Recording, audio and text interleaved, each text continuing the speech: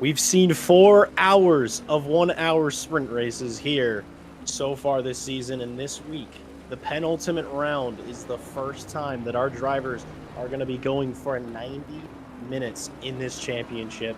It's another wet race. It's the Tim Ireland special. Ladies and gentlemen, welcome back to GT3 Masters here on RCI, and I have the absolute pleasure of not just introducing myself, but Dan the man back in the commentary box for what feels like forever.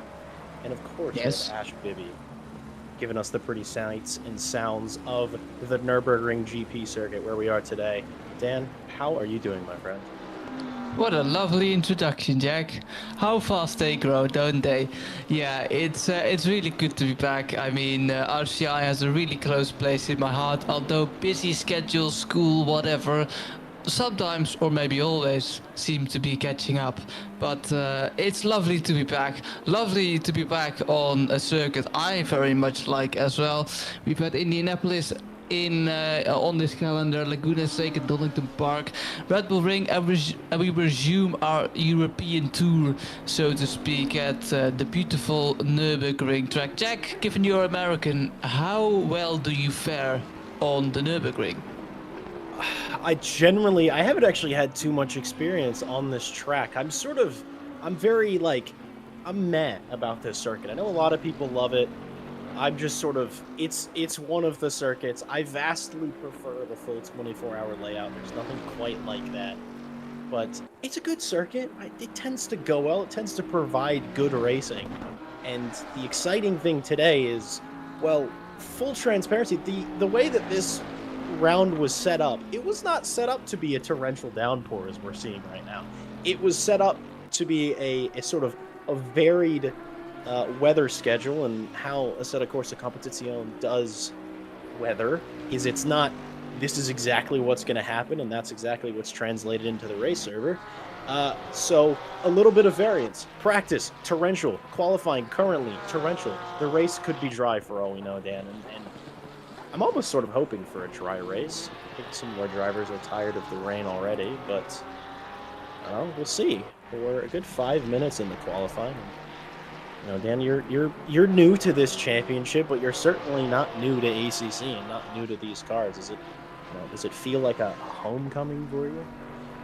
I mean, I've commentated, I think, a full GT3 Monday champ on RCI, a few races here in between. So it's home sweet home.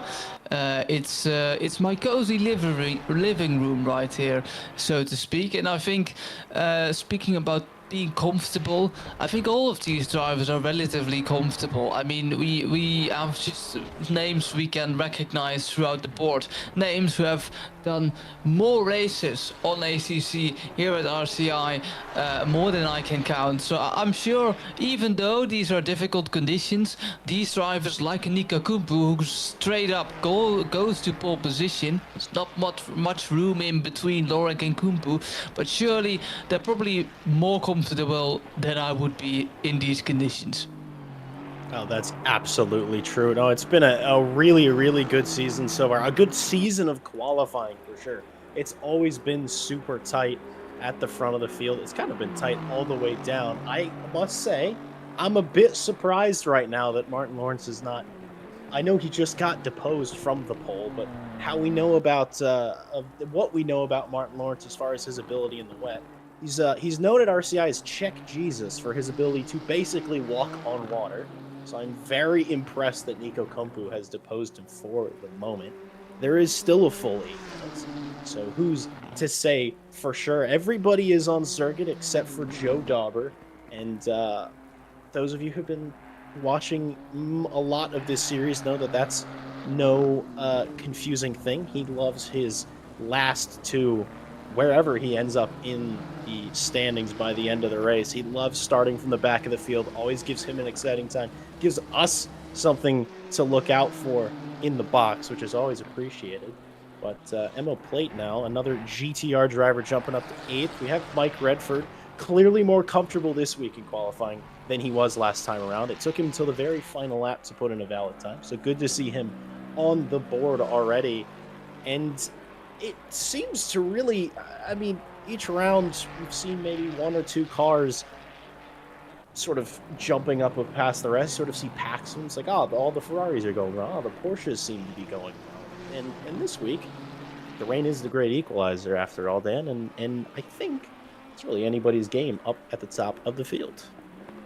It could well be anyone's game. It could be the game of Miro Ragubi, who we are seeing currently driving in his Ford Mustang right now. I wonder how that Ford Mustang will well fare on this particular track. We have miraculously, I must say, a Bentley in P2. You don't see a Bentley, not in any GT3 sim racing game, let alone Assetto Corsa Competizione. A lot, and be competitive with it is a big second. But Martin Lorenk proves that it is definitely possible. Can Raphael Hull make a difference in that now? 6 minutes 20 seconds to go, and Raphael Hull, the German driver, shoots up to the top. But there's Czech driver of Martin Lorenk already coming through the last turn.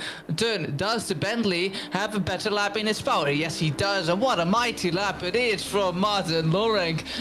4 tenths, huge 4 tenths improvement, and a bit more than 4 tenths in front of Raphael Hull. I've commentated on Martin Lorenk before, and normally the Czech driver, would always wait a bit to the last moment, to the last 2 minutes, then get a qualifying lap in. But he's nice and early. He's an early bird now, and it seems to pay off well. Oh, it's going unbelievably well. I was looking at the timing screen as he was coming through the final corner, and I thought I misread it because it said he was 6 tenths up, and I was like, that can't be right. Well, clearly it was. Almost in a sub 2 minute time for Martin Lorenk, and it is an unbelievable start to the day. Raphael Hull's in the pits as well. I think he's going to throw on a fresh set of tires, throw in a fresh tank of fuel, and hit the circuit for the final 5 minutes.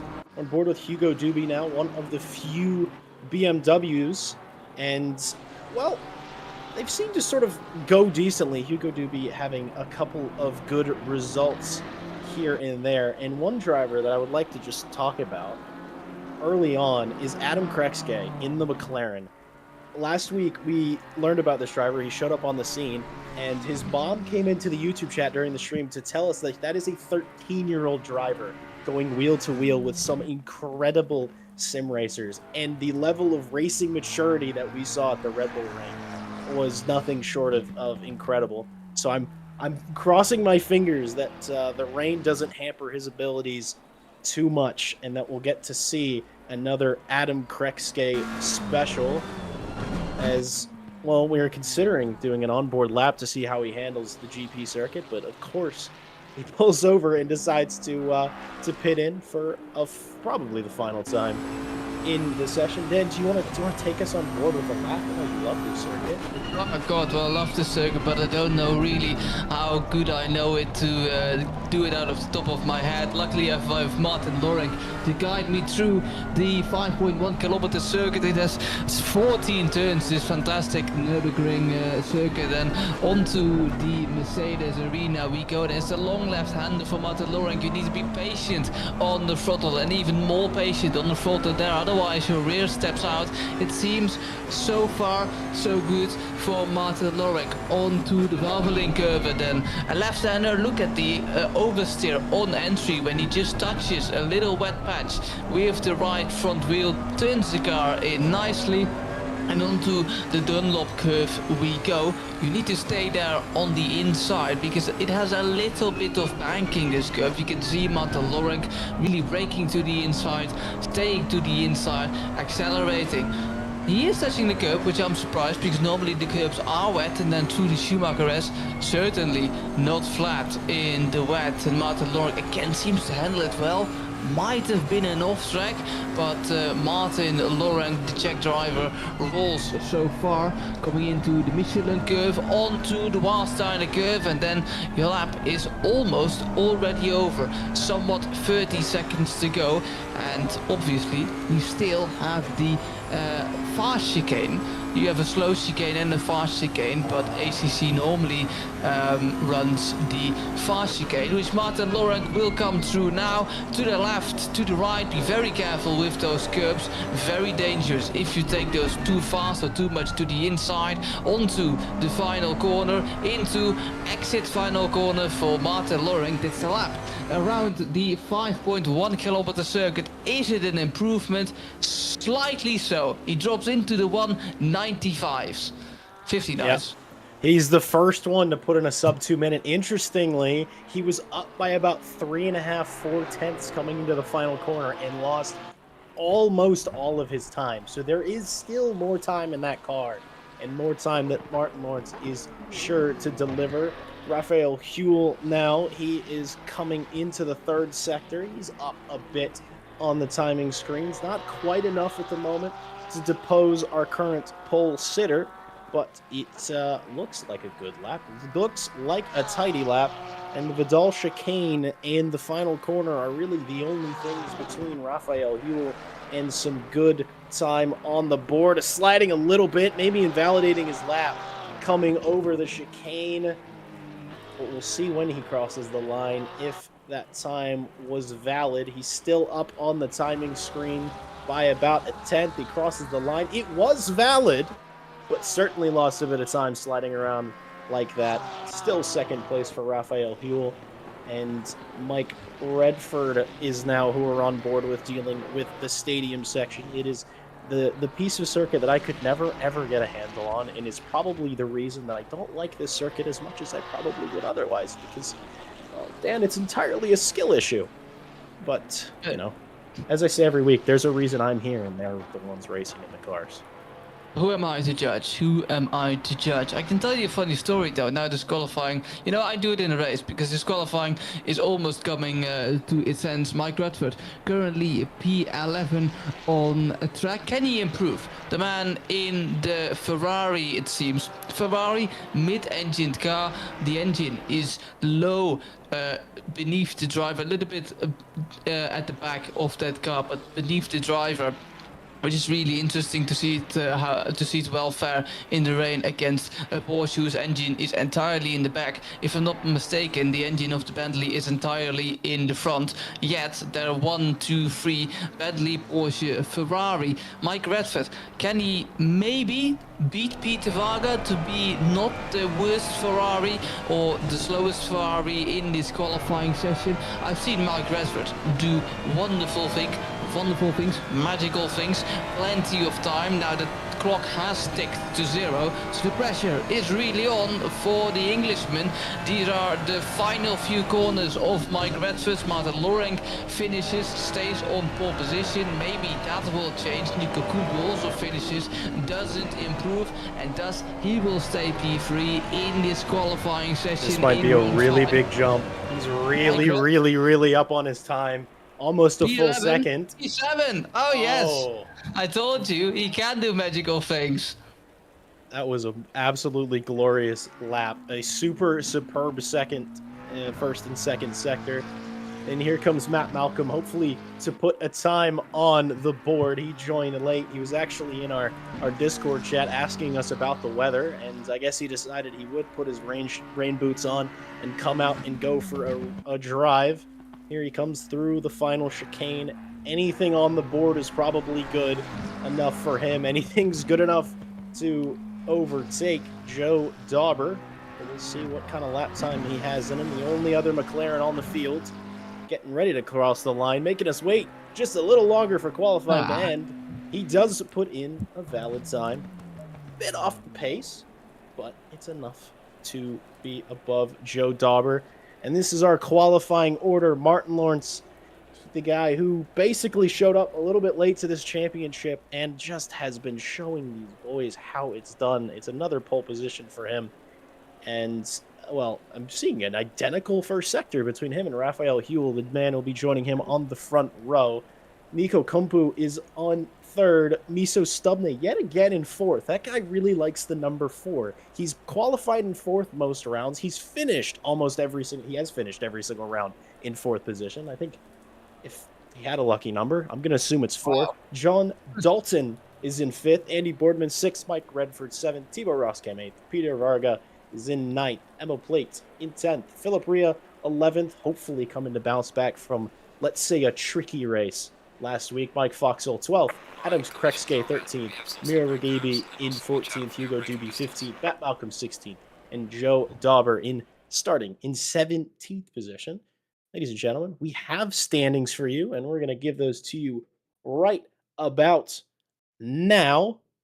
feel like I timed that pretty well. Martin Lawrence is at the top of the field, missing round one, but winning the 3 rounds since then. Nico Kumpu is in second, Stubbn a third. It's such a tight fight up in the top sort of 4 or 5 in this championship. It's really been delivering on point sweeps every week.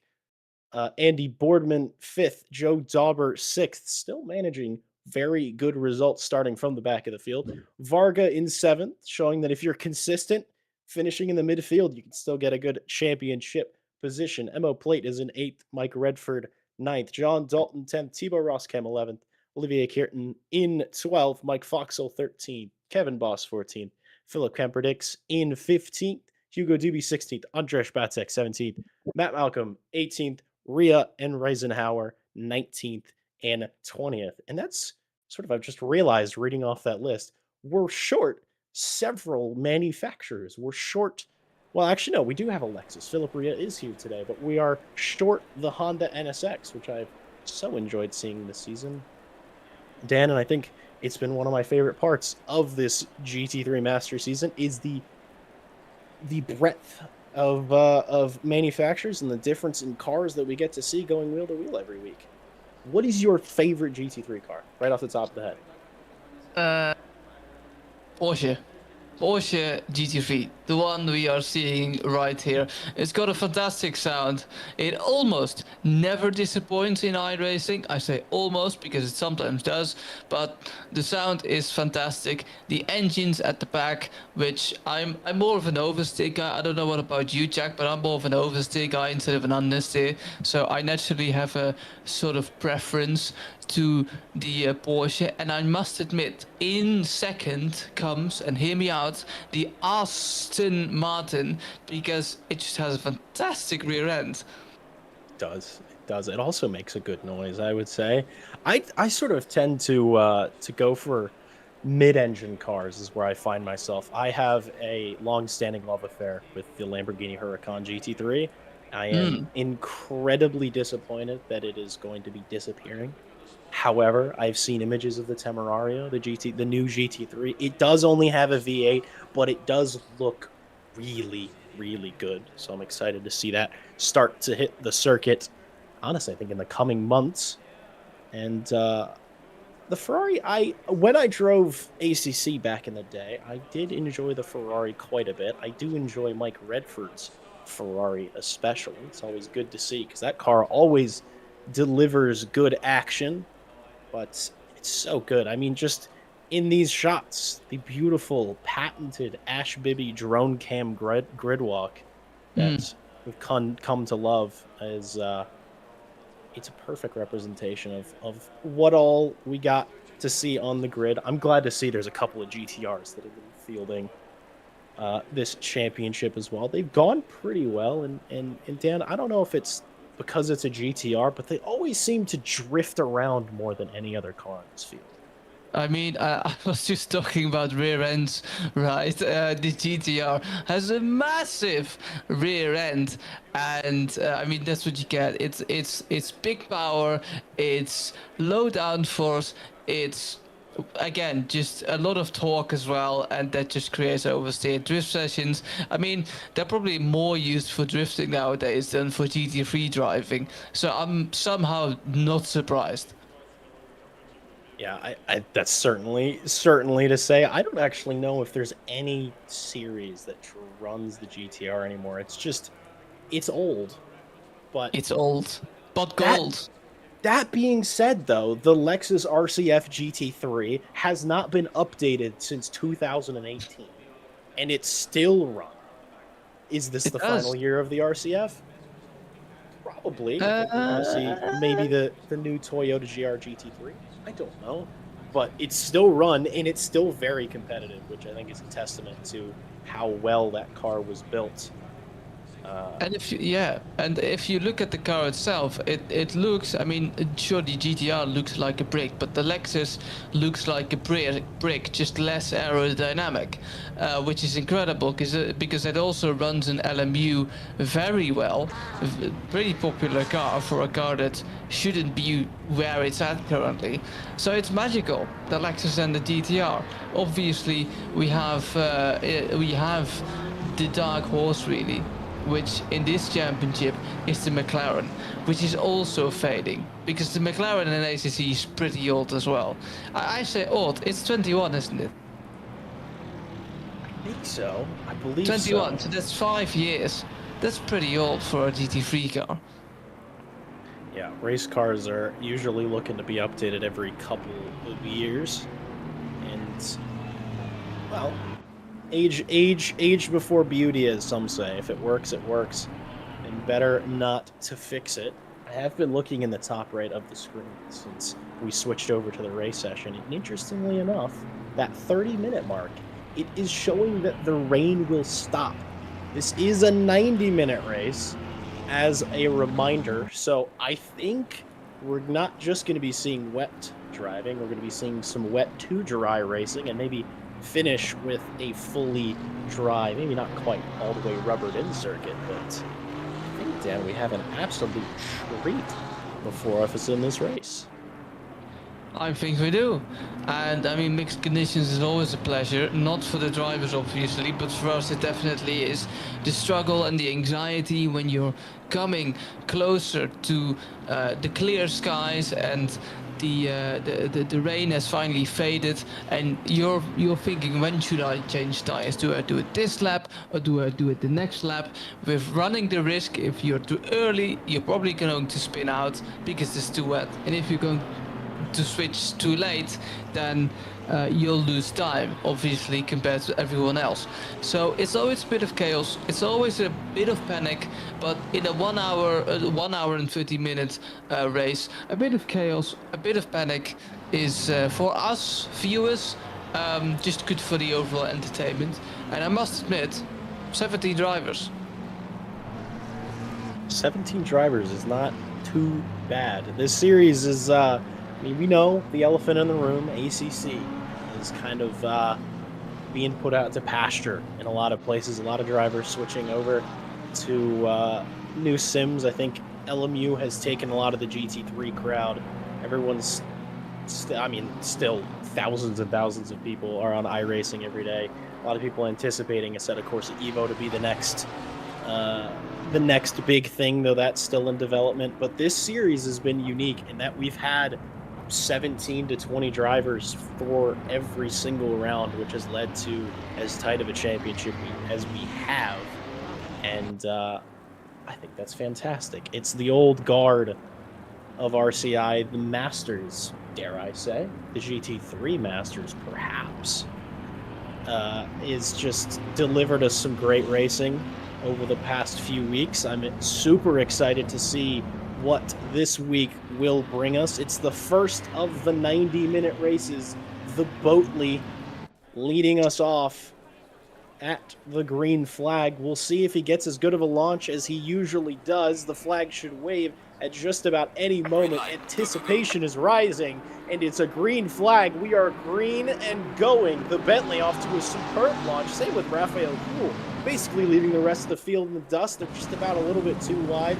Going a bit defensive here and there. Miso Stubna trying around the outside of Nico Kumpu, maybe being pushed a bit wide by Dalton. Dalton maybe getting up and past Boardman in the background. I think I see no big dramas so far. We do have Matt Malcolm coming out of pit lane now. That was intentional, as he would like to tell us. Emma Plate thinking about it on Varga through the stadium. Does have the inside line. Oh, there's a bit of contact in the background. That was Foxhole into Krekske. And that's not a great way to start your race. Fortunately, they have plenty of time to come back. Good bit of sportsmanship letting somebody ahead of you after an incident like that. Redford's up. Well, he's actually not up. He's where he was, but he's under threat from Thibaut Roskam. And a mostly subdued start, Dan, I think, except for that little bit of contact. But great skill from all of our drivers. Andy Boardman, John Dalton, side by side for definitely half the lap. Maybe John Dalton can poke his nose in towards the Schumacher S, but he seems to need to let Andy Boardman by and win the fight for P5 for the moment. Oh, Andy Boardman a bit tight there through the Schumacher S, and that gives the opportunity to John Dalton as Mike Redford also loses it out of the Schumacher S. Incredible tricky corner. I said it in qualifying. And now the Ferraris have a taste of the difficult Schumacher S, but John Dalton doesn't seem to get by Andy Boardman, despite that little bit of a mistake for the Greased Weasel Racing car.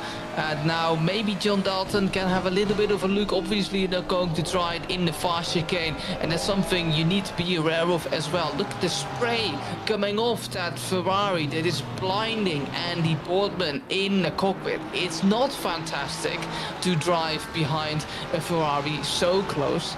The question is, how close can you get in the rain and then also overtake somebody?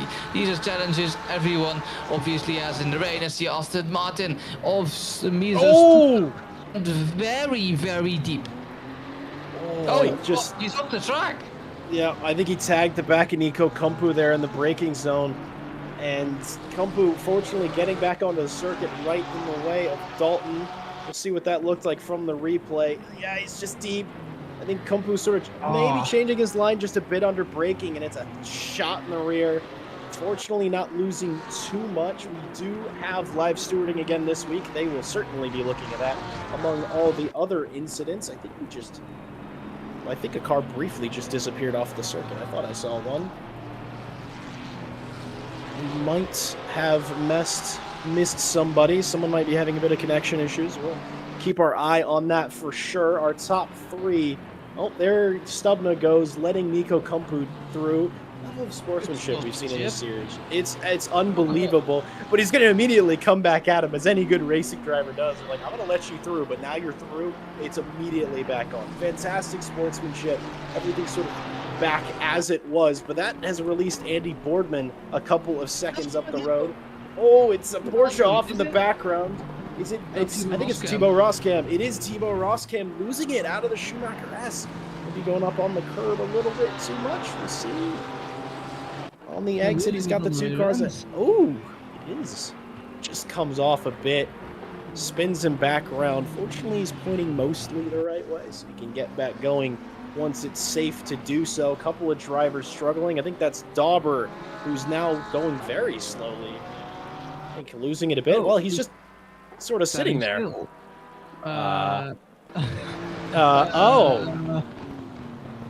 Dauber is now in pit lane, as we just saw. The 42 is also going very slowly. That's Mike Foxall. And Joe Dauber is gone right before I was about to bring up. I was getting asked by my other commentary compatriot, Callum Curlin, who was asking me what the bet was on where Joe Dauber would finish. Kevin Boss said 7th. I didn't quite come up with my number yet. And, well, I think we all lost. Because Joe Dauber, unfortunately for us, is no longer in the race. But Dan Krexke now shaking off this tap at the beginning of the race, and he's ready to go racing. I won because I didn't vote. So we'll leave it at that.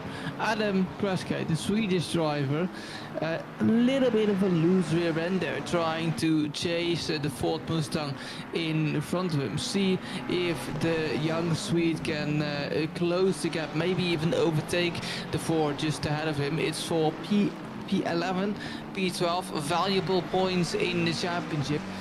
Definitely for the Swede. And see what comes of this fight. We have a race replay. Currently, this is Joe Dauber. Did he lose the rear end? Yes, he did. Oh, and in contact with Miro Ragubi there. And that's Joey Dauber, who faces through Miro Ragubi like he possesses some sort of Jedi forces. With another race replay. And this is Joe Dauber still. And oh no! Oh no! Oh, what a rejoin! Oh, that is not resafe joining. That is a bit unsafe and a bit lazy from Joe Dauber. I think he was hoping that he could get going just a little bit, but he slid coming back onto the wet racing surface. Is that Philip Rhea that I'm briefly seeing pop in and out of existence? I think during that last replay, we saw Alexis just sort of pop in, pop out. He's still in ninth at the moment, but maybe having some ping issues. And I think, well, from what we can see at the moment, seems perfectly fine, perfectly acceptable. Oh, yeah. Oh, yeah, sure. there it is. We should That ask is- for the. Oh. Yeah. That's nothing quite as unnerving as that, Dan. Imagine you're going down the pitch straight at the Nürburgring, and suddenly you're seeing a Alexis disappear and reappear in front of you. I mean, I've had it on iRacing plenty of times because iRacing is a bit more sensitive. This is the replay, Adam Kreske, the young Swede being touched by the Lamborghini. The Lamborghini did receive its karma, wasn't needed because the 42 did give the position back to the Swede. But that obviously isn't great. He probably has damage now as well. Andy Boardman, the red Ferrari you're going to see around the outside. Actually, Andy Boardman is the Porsche, excuse me. No, it's John Dalton. It's just fantastic. So Andy Boardman is the Ferrari, but just the Ferrari in P3. Yeah, he had a good start. I mean, he was really having to work for it against John Dalton, but because of the contact between Kumpu and Stubna, it allowed him to get a bit ahead. But it does seem like that Kumpu, Dalton, and Stubna are now hunting down the bright red Ferrari.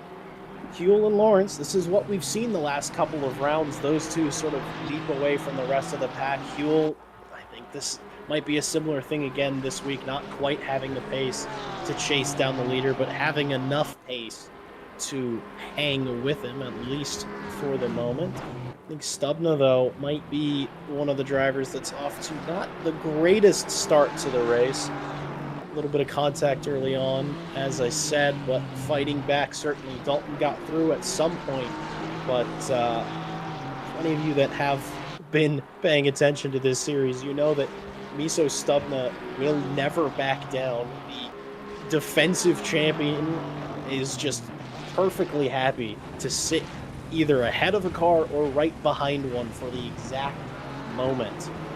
Very patient driver, so I think this gap will remain the same for a while. And Stubna, I would say, is going to get by John Dalton. Unless they both drive perfectly. That's entirely possible. But Dan, what else is there to say about the Boatley right now? It does just sort of seem to walk on water, just a tad.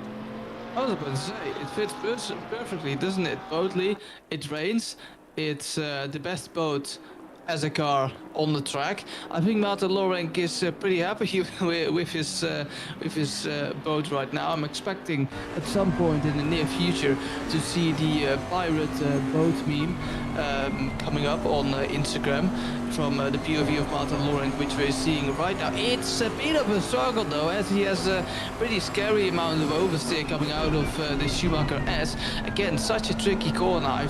We've seen it in the past 10 minutes a couple of times. Martin Lorenk keeping it steady so far, just building the gap. I mean, he's the championship leader. He's the championship leader for a reason. Martin Lorenk at this point has everything to lose, but he is in the lead, just chilling, no stress for, I mean, I want to call him the Iceman. He's not quite from Finland, but I'm just gonna call him the Iceman, because Martin Lorenk at this point doesn't make any mistakes, and I doubt that he will make any. Yeah, he's just sailing clear and away of the field at the moment. It is super impressive, and not only is he able to do it in the wet, he's been doing it in the dry all season long as well. We saw him for the first time in round 2 at Laguna Seca. That was also torrential rain. I would say more than it is this week, and it certainly didn't dry up at all either. But we'll see if the transition to dry maybe puts a kink in his chain just a little bit, causes him to make a mistake. But Dan, you are absolutely right. I think the Iceman is the most apt description for how this man's been driving all season, because I think I've yet to see a mistake.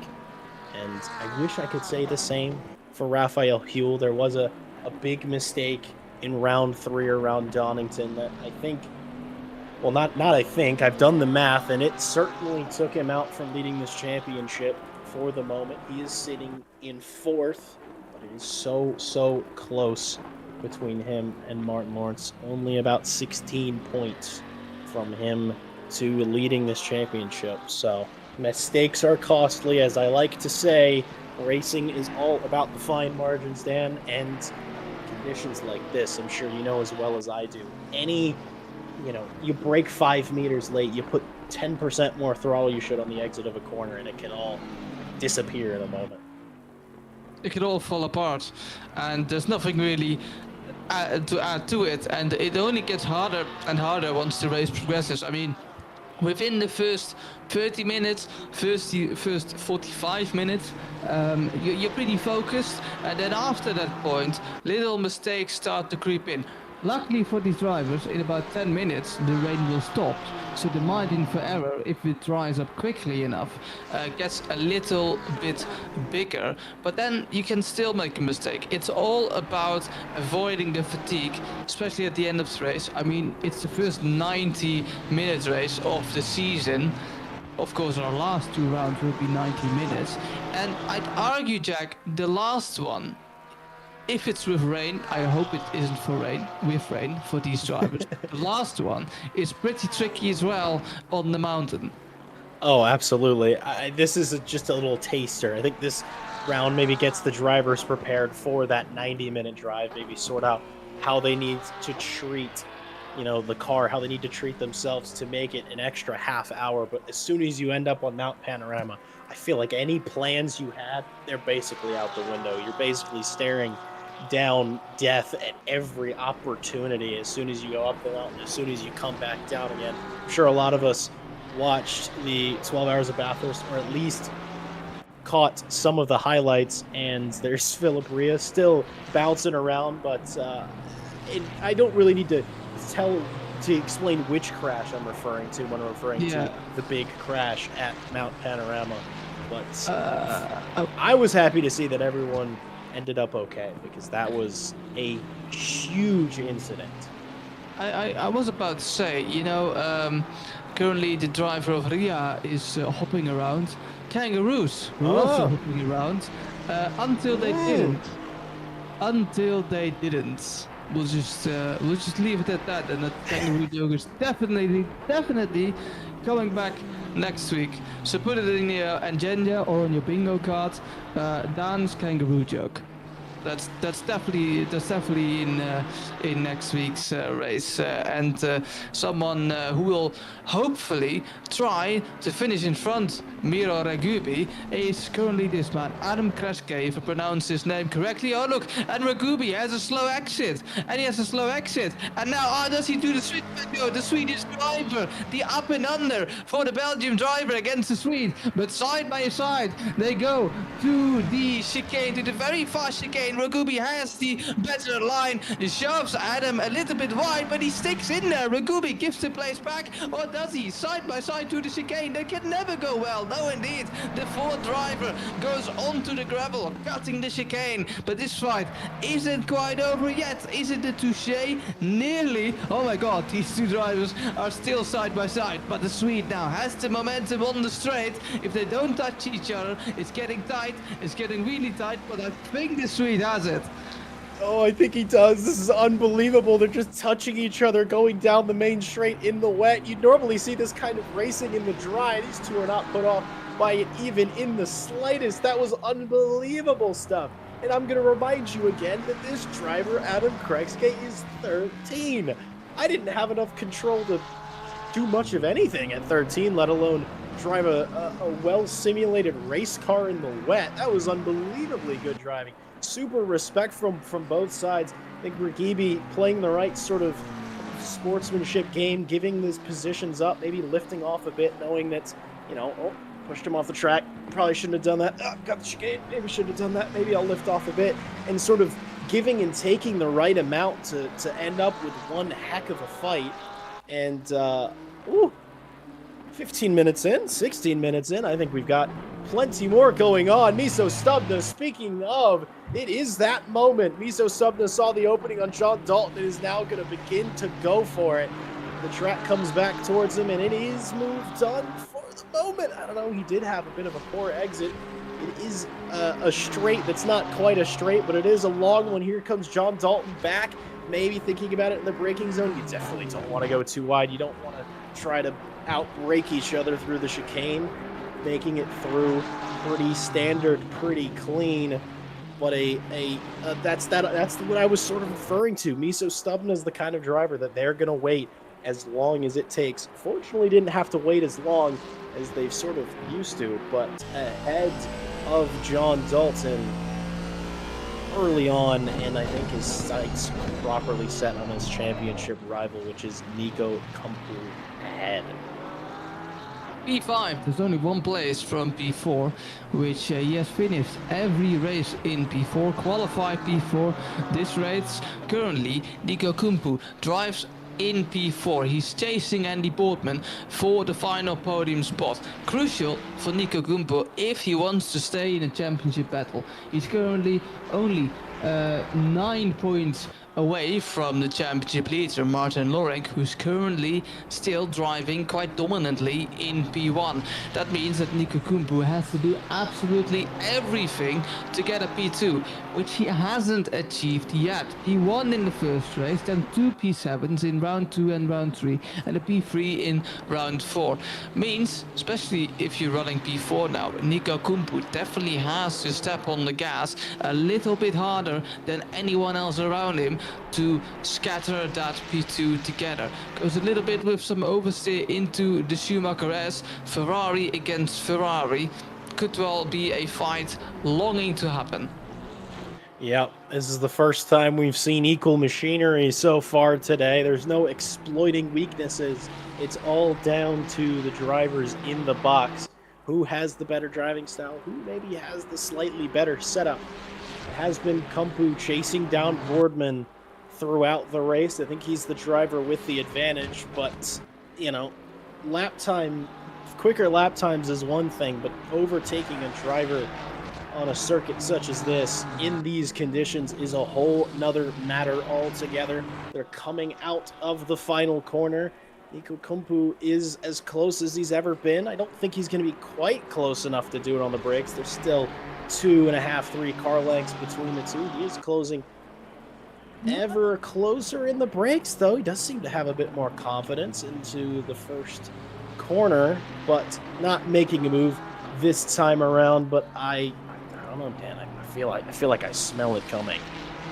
He's putting on the mentality games, you know, being quicker than the guy in front of you not only does great for your own confidence, it decreases the morale of the driver in front of you. Andy Boardman sees the delta slowly going down, and if you're a driver, sometimes like me, I really do have to unlearn it, and you're constantly looking at the delta, you're going to be really sensitive. Oh shit, I've lost another 10th this lap, I've lost 2 tenths the other lap, oh I've won 1/10 this lap, and then you're so surprised that you put a good lap in, you throw everything away in the first corner. And my point is, don't look a lot to the delta, that decreases morale, and it could so well do for Andy Boardman. Currently, he stays strong. He is holding on strong. He's done a good job on this lap, opened up the gap greater than it was. Did also lose the Mustang of Regibi earlier on. Some point last lap, he disappeared. Much tears being shed by certain staff members here at RCI and others in the YouTube chat. Interestingly enough, while the mind games are being played by Kumpu on Boardman, we have Miso Stubna, who is getting a whole lot closer. I think Nico Kumpu's running out of time just a bit. This two-way fight is about to become a three-way fight if it hasn't already. That Aston Martin, now that it doesn't have a Porsche in front of it, seems to just be absolutely flying. But wouldn't count out John Dalton, though. If they start scrapping, it could become a four-way. And, well, the best is yet to come, absolutely. It seems that it's stopped raining for the most part. It might have, honestly, I think it stopped raining a few minutes ago. Still a lot of moisture on the circuit, still very much wet tire condition, but we'll have to keep our eyes out, Dan, for that dry line beginning to form. Maybe somebody brave enough to take the slicks early on. So we'll keep our eyes for that. And then, Dan, I think we got some penalties coming our way from our stewards that we should have in just a moment. Oh God. Well, you name it when they're there. And I must ask you a question though. We have here P3, P4, P5. You have Andy Boardman, who's in front, who constantly needs to look in his rear view mirrors. You have Nico Kumpu, who needs to look ahead and in his rear view mirrors. And then you have Stupna, who can go fully on the attack and charge on these two. Who would you rather be if you'd be driving right now? Honestly, I feel like I'd be Andy Boardman. I don't have to look ahead to anything. So right now he's doing exactly what he needs to do, which is leading. Leading a pack is more difficult, but I revel in a challenge such as that. And also knowing that given who the two cars are behind you, it's Nico Kumpu and Miso Stubna. These two have been at each other all season long. I think Nico Kumpu spent about 40 minutes behind Stubna at the Red Bull Ring last week. Finally got through on the second or third to last lap. And you know these two are going to fight hard. So, you know, if I'm Boardman and sort of do what I need to do, maybe play the game of backing Kumpu up into the Aston Martin and sort of keep it a little bit more comfortable. Very good analysis. I'd have said the same. I mean, you know, who doesn't want to run in front? Just saying. Meanwhile, Andy Boardman is losing time to the man currently not only in P2 but also in P1 as Nico Kumpu goes a little bit wide there. Maybe feeling the pressure of the championship just a little bit with just over 1 hour to go, 1 hour and 6 minutes to go. And you said it, Jack, penalties are coming in. Stupna has a 5-second penalty to his name. I'm trying to, I think that was for the incident with Nico Kumpu early on. He did give the position back, but it's still something that's, you know, it's still contact in the race. Maybe it became a 5 instead of a 10 because he gave the position back. I'll take a look at the steward's notes in just a moment. But I obviously, as I said last week, and we'll say every week until I die, I trust them a whole lot more than I trust me to make the decisions. So whatever they say certainly seems to be the right way to go. But a 5-second penalty, not the worst. It could be better, but at least it's not a 10 or a 15. 10 or a 15, a 10 for the number 42.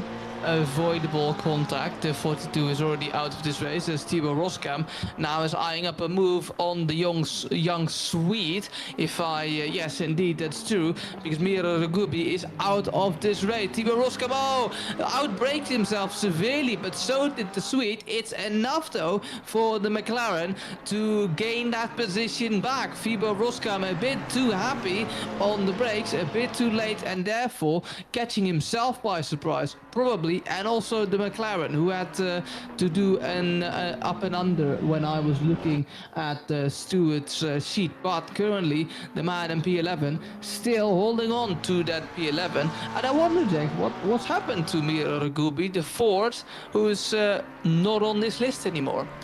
I can't say for sure. I mean, he seemed to have been struggling early on. I mean, a bit of contact here and there, a bit of argy-bargy, but just sort of suddenly disappearing off the sheet is a bit strange. I mean, we know what happened to Joe Dauber, and there's one other car that's missing off the list, and I'll be honest, I'm not 100% sure who that is. But we started with 17. We're down to 14 in the first 25 minutes, and the Swedish driver, Adam Krekske, the 13-year-old sim racer who's faster than I will ever be, is up another position after a tricky start. Though, knowing what I know about Thibaut Roskam, he's not going to take this line down, and he's going to attempt to come back at him best he can. Fight in the backfield. Matt Malcolm on Hugo Duby. This is for 13th position. He's close, but maybe not close enough. He's going to dive out as if he's going to dive under braking, getting in your opponent's mirrors. That is worth a lot. Forcing a driver error from whoever you're fighting sure makes overtaking them a lot easier, but he hasn't done it yet. The Helicam really gives you an appreciation for a lot of the different lines that drivers are taking and how the space closes up and where. We'll say the circuit certainly isn't as wet as it was too many laps ago. Sebastian Brunier in our YouTube chat saying that he thinks it's about 4 or 5 laps once it had stopped raining for it to be dry enough, or at least for a dry line to start appearing. We should be getting to that pretty soon, Dan. And the pit lane window will open in 3 minutes, and it is a half-hour pit window, so no one, I would assume, are going to elect to stop before that. Raphael Huell knows himself why you shouldn't do that, but any moment now, I think it might go to greasy and possibly slick tire conditions. The Ford of Miro Ragubi went off, crashed in the Schumacher S, therefore called it a day and DNF'd his racing Ford GT3. Perhaps we'll see him back in the next round of this championship, the final round of this championship, which will be held at Bathurst. Matt Malcolm, the Scotsman, currently side by side with Hugo Duby as the inside, coming to the little kink on the back straight of this circuit, but thinks the better of it. Probably needs to think the better of it as well, because you really can't overtake anyone in that fast flowing left-right chicane, like I've said multiple times now, and thinks better of it again. But now maybe he can find a little space on the inside of a corner, maybe on the outside of a corner, to overtake the Frenchman Hugo Duby in the BMW. The slipstream though is for Matt Malcolm. Can he make a move? Just eyeing up the BMW, nothing so far. That BMW seems like a bit of a missile in a straight line at the moment. Last week it seemed that the McLarens were quite quick in a straight line, and it looks like it's the BMW's favor this week. Nico Kumpu still chasing down Andy Boardman. Miso Stubna has lost a bit of time between the pair. I think Boardman, though, has found his pace in these conditions. He was quick in round 1, at round 2 at Laguna Seca, and did a good job to have pace, though some on-track collisions robbed him of a better finishing position than he could have gotten otherwise. But it's very close. I think the circuit's really starting to dry up now. The lack of spray through certain corners is apparent. I think Andy Boardman now maybe doing a bit of puddle hunting, cooling down his tires. Every driver now counting down the next 60 seconds till they can come into the pit lane. It's the last thing you want to do. Pit early and it feel a little bit more comfortable than you have to do another one later on in the race.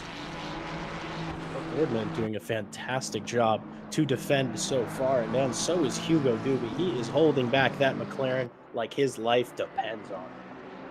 Yeah, he wants the number 13 spot quite badly, which is surprising, because normally the number 13 brings bad luck.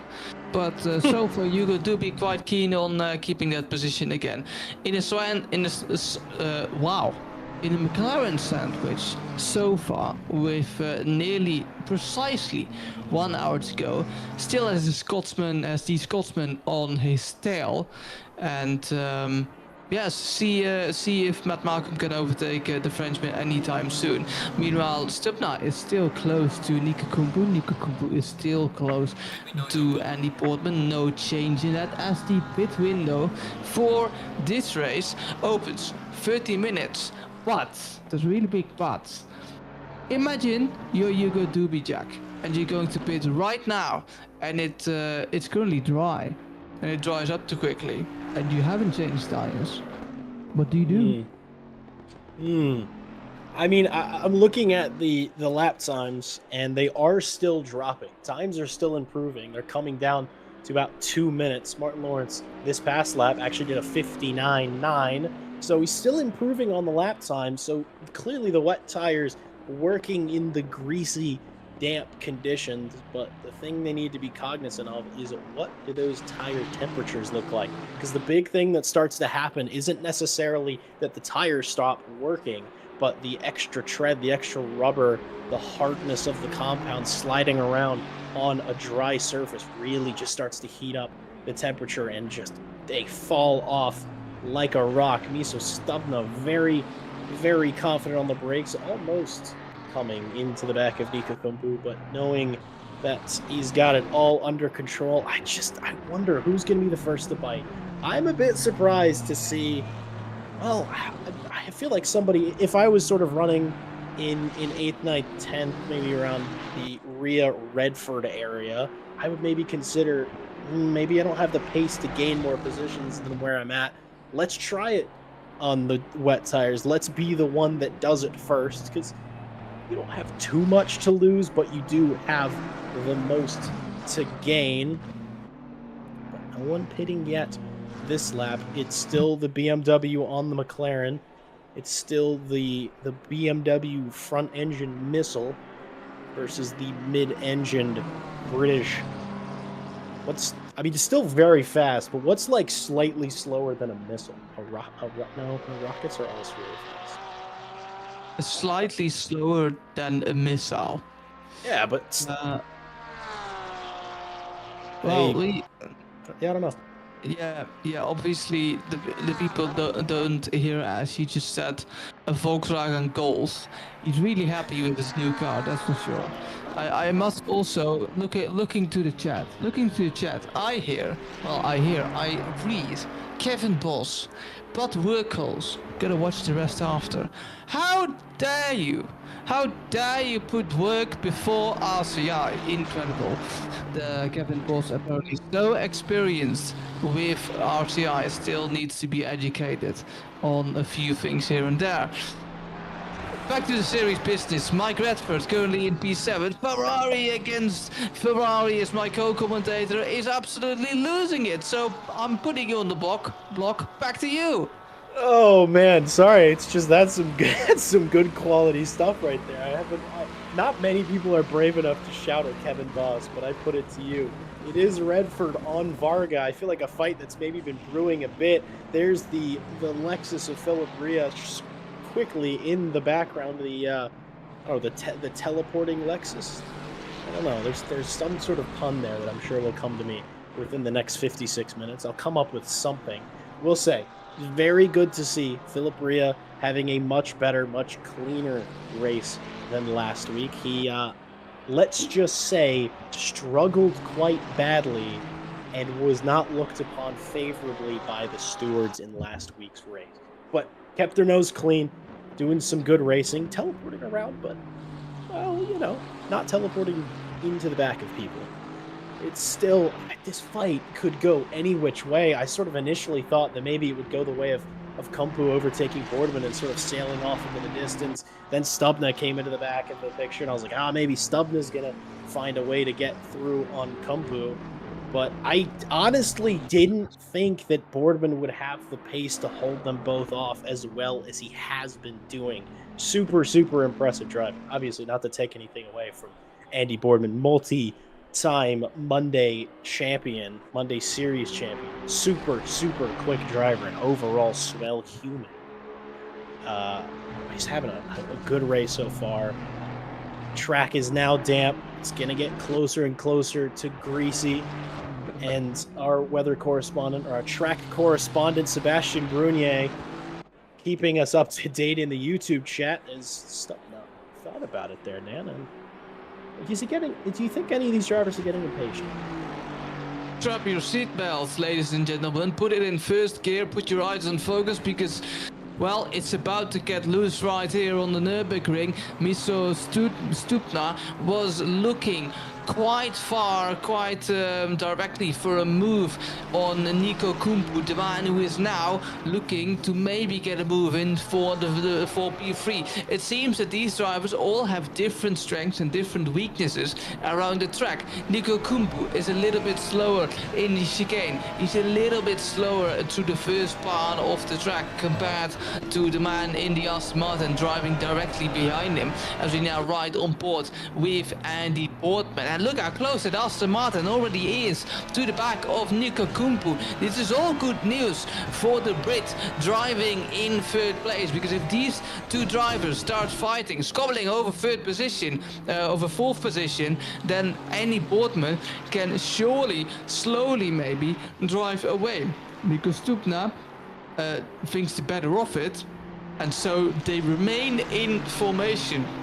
And I really thought Mr. Stupna was keen on getting P4, but maybe in the knowledge that he has that 5-second penalty, he's just easing back a little bit more than he normally would, Jack.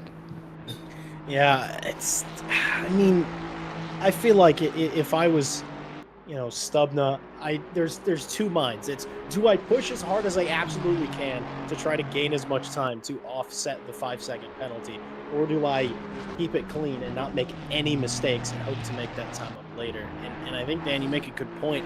Maybe just easing off just a tad, maybe not going for anything desperate, going back to that patient driving style. It's a three-way fight between Redford, Bria, and Varga ahead. These three have been sort of getting closer and closer to each other as Redford's going a bit deep in the final corner, but it's going to give him a really good run, I think, against Varga. He's already having to move over, thinking, well, maybe actually getting a little bit loose coming onto that curb, but he had a good run. Bria in the background, maybe trying to find a puddle. I don't think there's any puddles remaining on this track. Oh, but he's very deep, though, making Varga think twice, making Redford think twice. But it was, well, it was deep, but it was also a committed move, doing it early enough. A little bit of a door bang on the exit.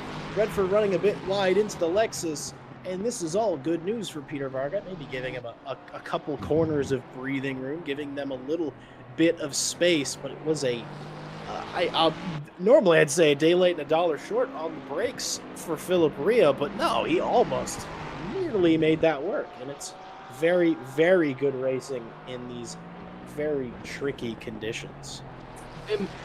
Imagine being Mike Redford right now. You can close the gap to Peter Varga, but there's also a car behind, as Nico Kumpu is now P4. Maybe Andy Boardman has made a little bit of a mistake, which allows these two to close up. I've said it before, but all of these have precisely different strengths in certain corners in the track.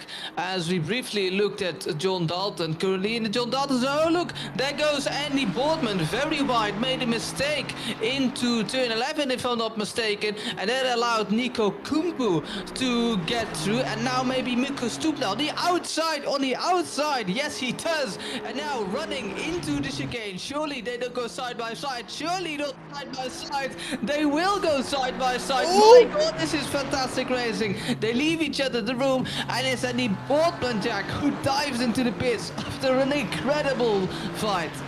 Unbelievable fights we're seeing so far today. This is some spectacular stuff. And I think Boardman was probably already thinking about going down pit lane, and he was just looking for a reason to. And, well, losing 2 positions in a handful of corners, that's a good enough time. It's Varga and Redford coming down pit lane, almost trying to race each other now. And those of you who are very familiar with ACC knows there's a lot of time. Well, there's not really time to gain in pit lane, but there's certainly a lot of time that can be lost. So perhaps we could be looking at a switch for position in pit lane, but everybody's starting to blink. The first couple of drivers hitting the circuit now. The track is officially, well, according to our drivers, officially close enough for the slick tires. Now, I'm just curious, what's Martin Lawrence going to do? What's Matt Malcolm going to do? Because if you're sort of leading at the front with a hefty gap, you're sort of in the background of the race. It's like, well, you may as well sort of follow what people are beginning to do. The lap times are stabilizing around 2 minutes. They haven't really improved while the track has. That's usually a good indication of that. It's the crossover time for the tires, and a lot of drivers thinking, go as long as they can, maybe take a little bit less fuel. Think about it as my broadcaster's telling me that there's actually rain back on the radar. He's absolutely right. 30 wow. minutes, a light shower. So right towards the end of the race, we might be heading back towards wet conditions. This is not just any race.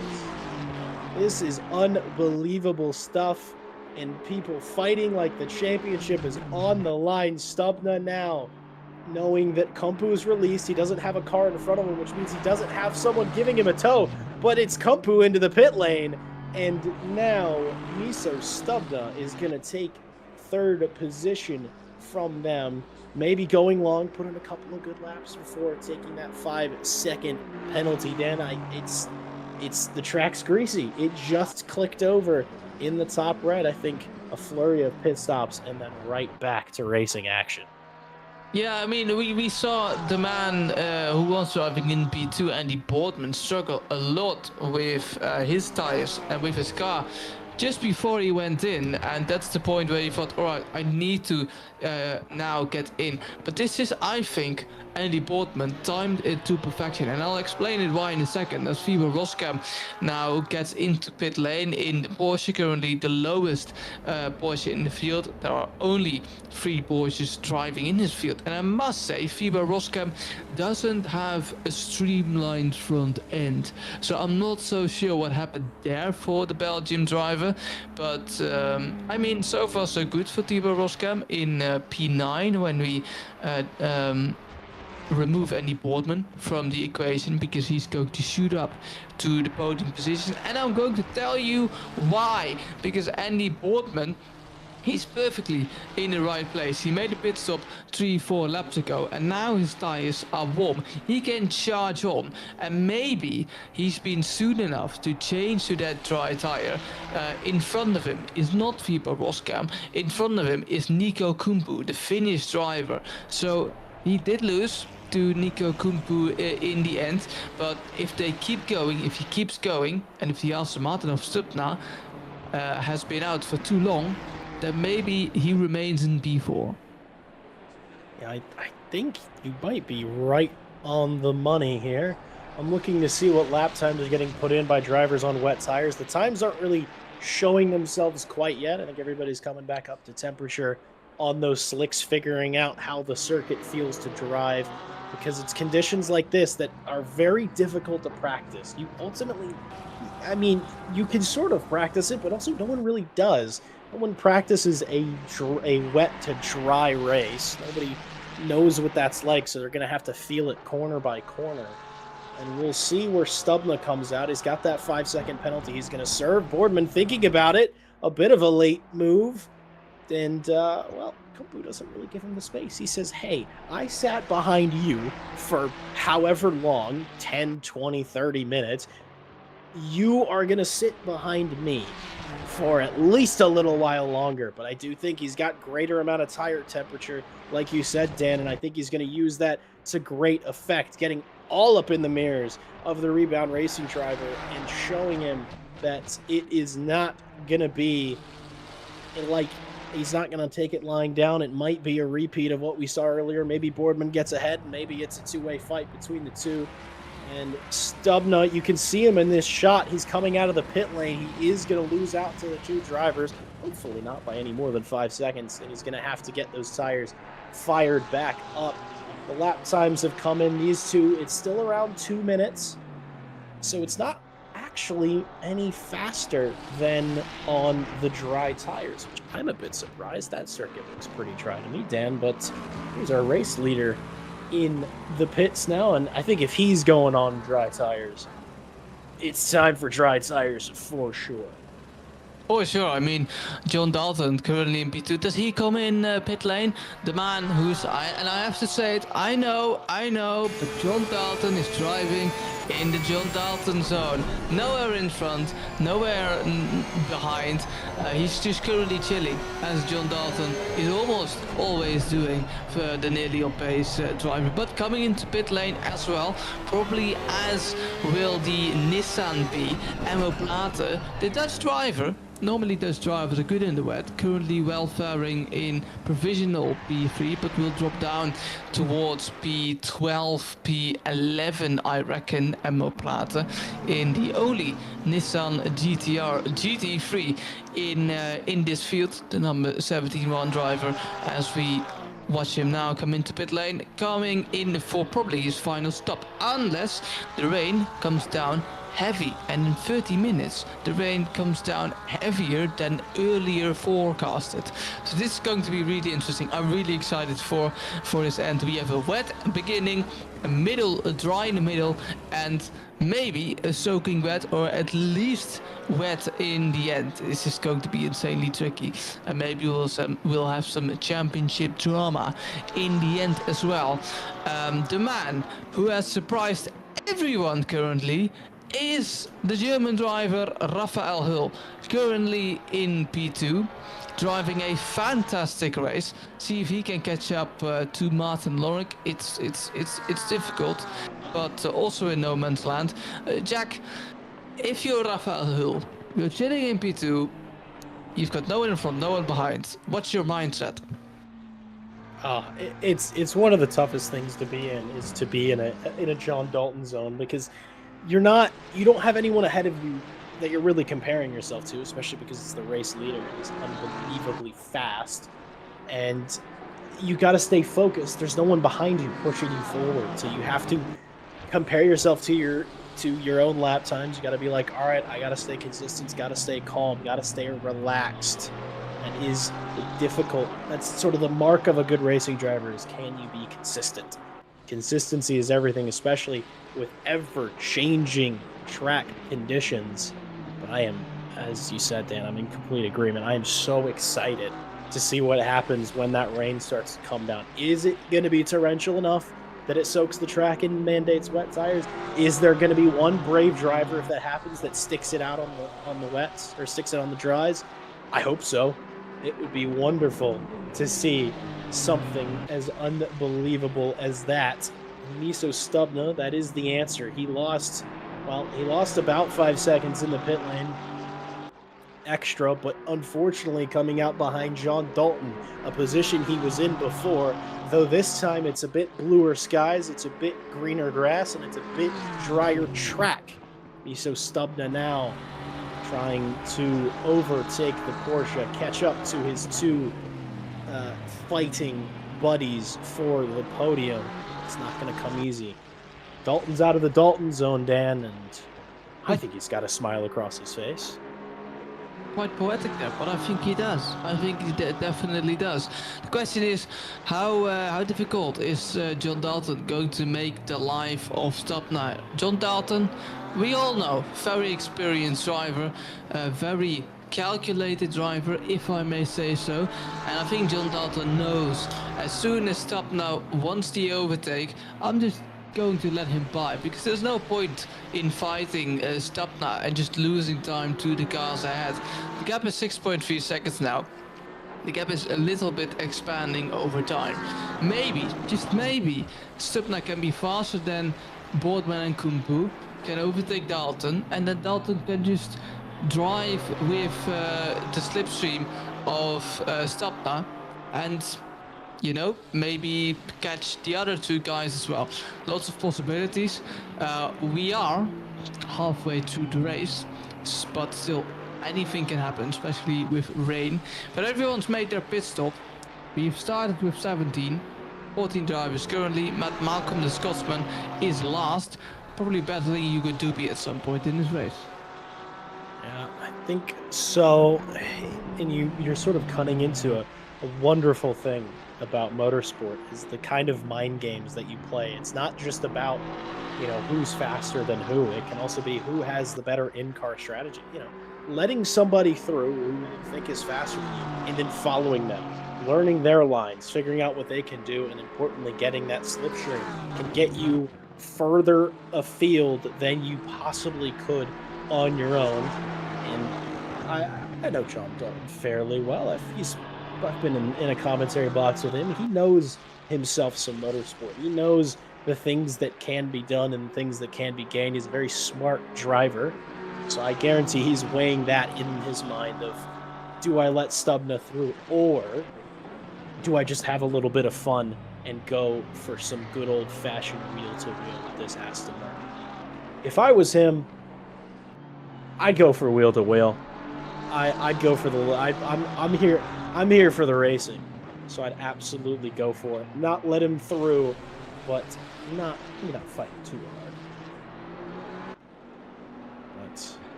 But yeah, as you prophesized. I have no idea. All I heard was our broadcaster absolutely losing it behind the screens. So I'm just gonna go ahead with this fight. I wonder who's behind. It's Matt Malcolm and Raphael Hull. The Porsche is about to lap these two drivers. Is that going to interfere with this little battle? I sort of, currently, I'm not sure if you know, Jack, but I have this magic ball next to my desk, which I can see into the future with. I predicted these two drivers were going to fight. Well, 2 laps later, here we are, Matt Malcolm, the Scotsman, on the inside of the last corner on the track. They need to be also careful because Raphael Hull absolutely bullying Hugo Dubey to get by and put Dubey on a lap. It's Matt Malcolm going to get out of the way of Raphael Hull. It seems to be the case. Can Hugo Dubey maybe come back strong on the brakes? He's gaining time, but it's all too late. And maybe the Scotsman can finally say, I'm free from the Frenchman in the BMW. I'm going to go and chase down the Swedish in P12. Yeah, it was a move that was coming soon, and I think that Matt Malcolm maybe needs to buy a beer for Raphael Hull after that one. That was some wonderful teamwork, some really, really good timing. Matt Malcolm went for the move when he saw the opportunity, and granted, I think he had the pace to do that move completely on his own, but he was absolutely helped by the fact that Raphael Hull was there to sneak on through and say, hey, I'm lapping you. There are blue flags. You're not going to race me. You can't. And that gave Matt Malcolm a couple of extra tenths on it. We know that Doobie's hungry. See him as he hit the brakes coming into the hairpin. It's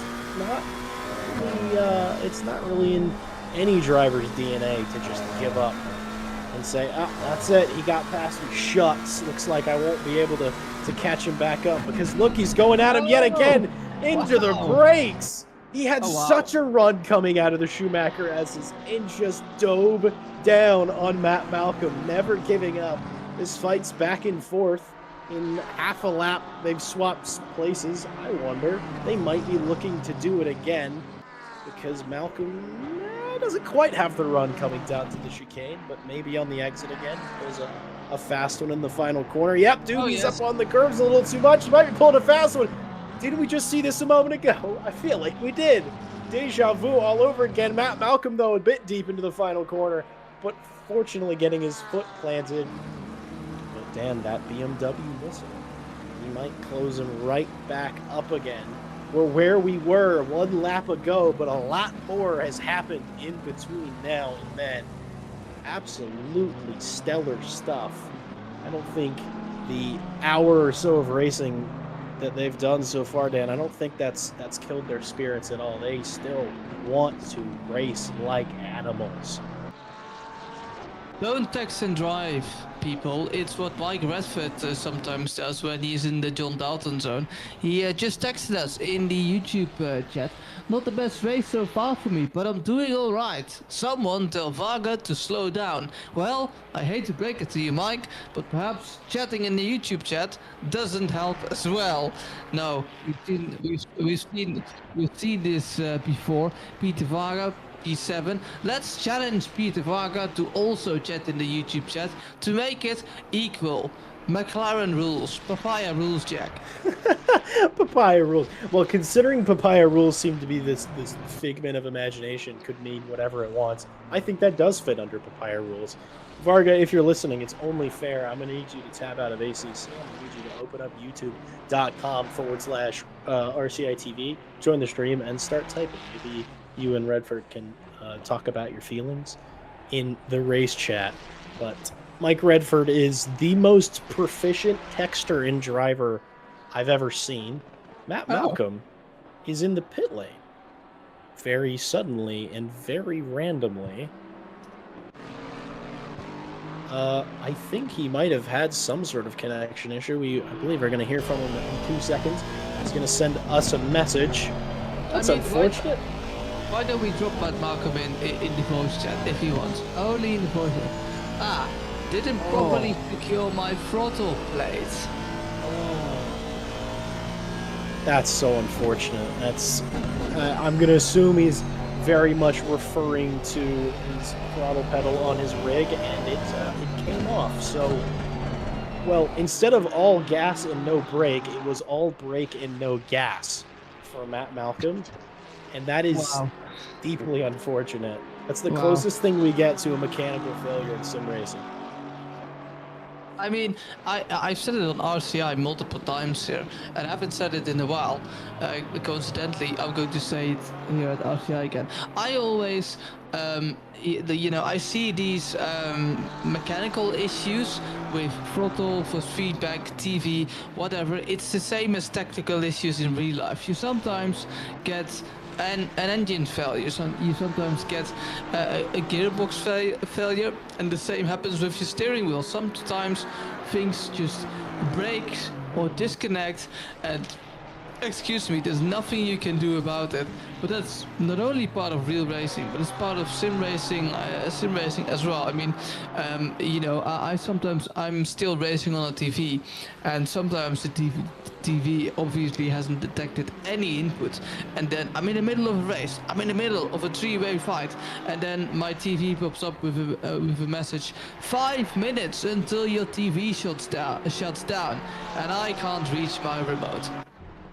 It almost. I agree with you though, Dan. It's very similar to technical and mechanical issues that happen in real racing, and while it always stinks, it doesn't discriminate, similar to how it does in real life. And before we talk to Matt, I'm going to talk about some of the wonderful, wonderful partners that help us do some of the things we do here at RCI. Because, hey, maybe your sim gear broke. Maybe you're looking for some new gear.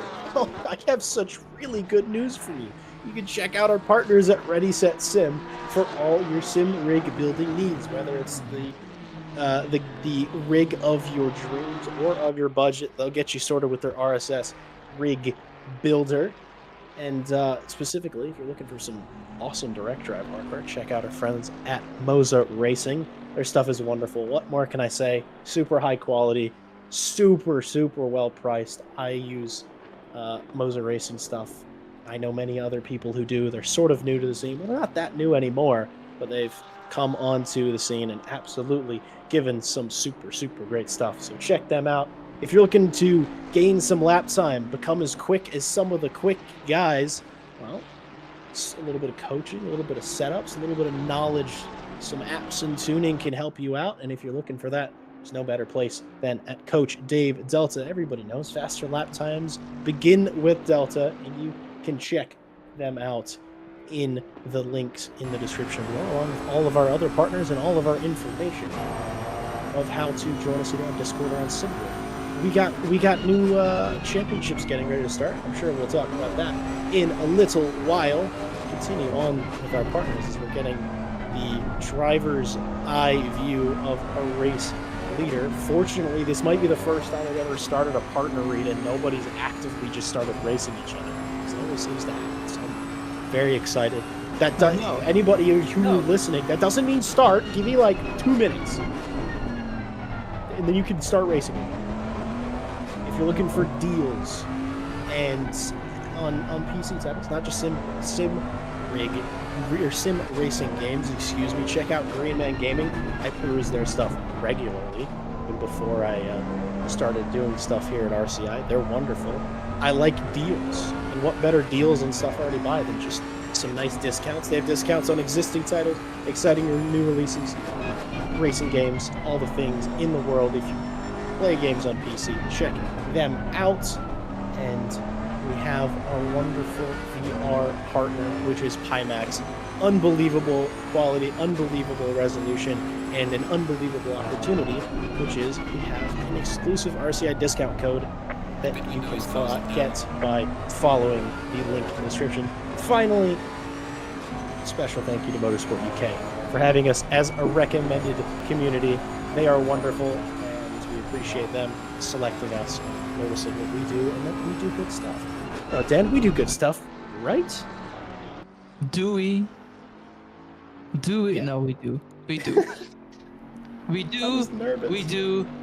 21 you could do. No, that didn't rhyme. God damn it. All right. Well, I'm gonna switch over to a man who has joined us in the box, who has had one of those mechanical failures we were just talking about. Matt Malcolm, the Scotsman, you were faring reasonably well at the back of the grid, fighting for the wooden spoon with Yuka Dubi, just past the Frenchman, and then apparently it all fell apart, literally. Yeah, it's certainly well. First thing I will say is, should have went to Mosa. Ooh. Yes! All right, well, very Nah. nice. Oh well, no, the pedals I have are very nice. I've only really just got them a couple of days ago, so I'm still getting very much used to them. But no, it was a good fight regardless of what happens. A little bit of argy-bargy here and there. I did think it was a bit of a send from Doobie on lap 24, but other than that, it wasn't too bad. And coming into this race, how exactly did you go into this race? I didn't go into this race at all knowing anything. No practice? I was originally going to be signing out with this race until literally qualifying, so yeah, I just decided just to step in, see what I could do. All right, well, I mean, I was very happy to see you there. My favorite Scotsman, obviously. Will we see you at Bathurst?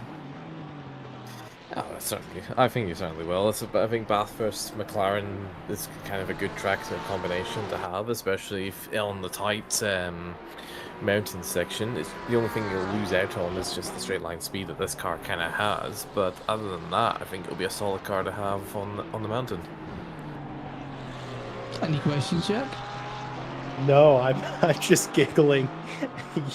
Matt, you've now been dubbed Matt the Mouse Malcolm by Callum Kerwin, and I like it, not for your sake, but I think that's fantastic. No, I mean my own question is, I mean, obviously coming into the race with very little preparation, was the idea of a wet to dry, which it turns out is going to be then back to wet race, was that exciting, or were you just like, oh no? It's the Tim Ireland special here on RCI. It's a very long-standing tradition on the Monday series. You never know what you're gonna get. It could be a simple dry day all the way to monsoon weather, though they claim that's never happened. I have seen it once before.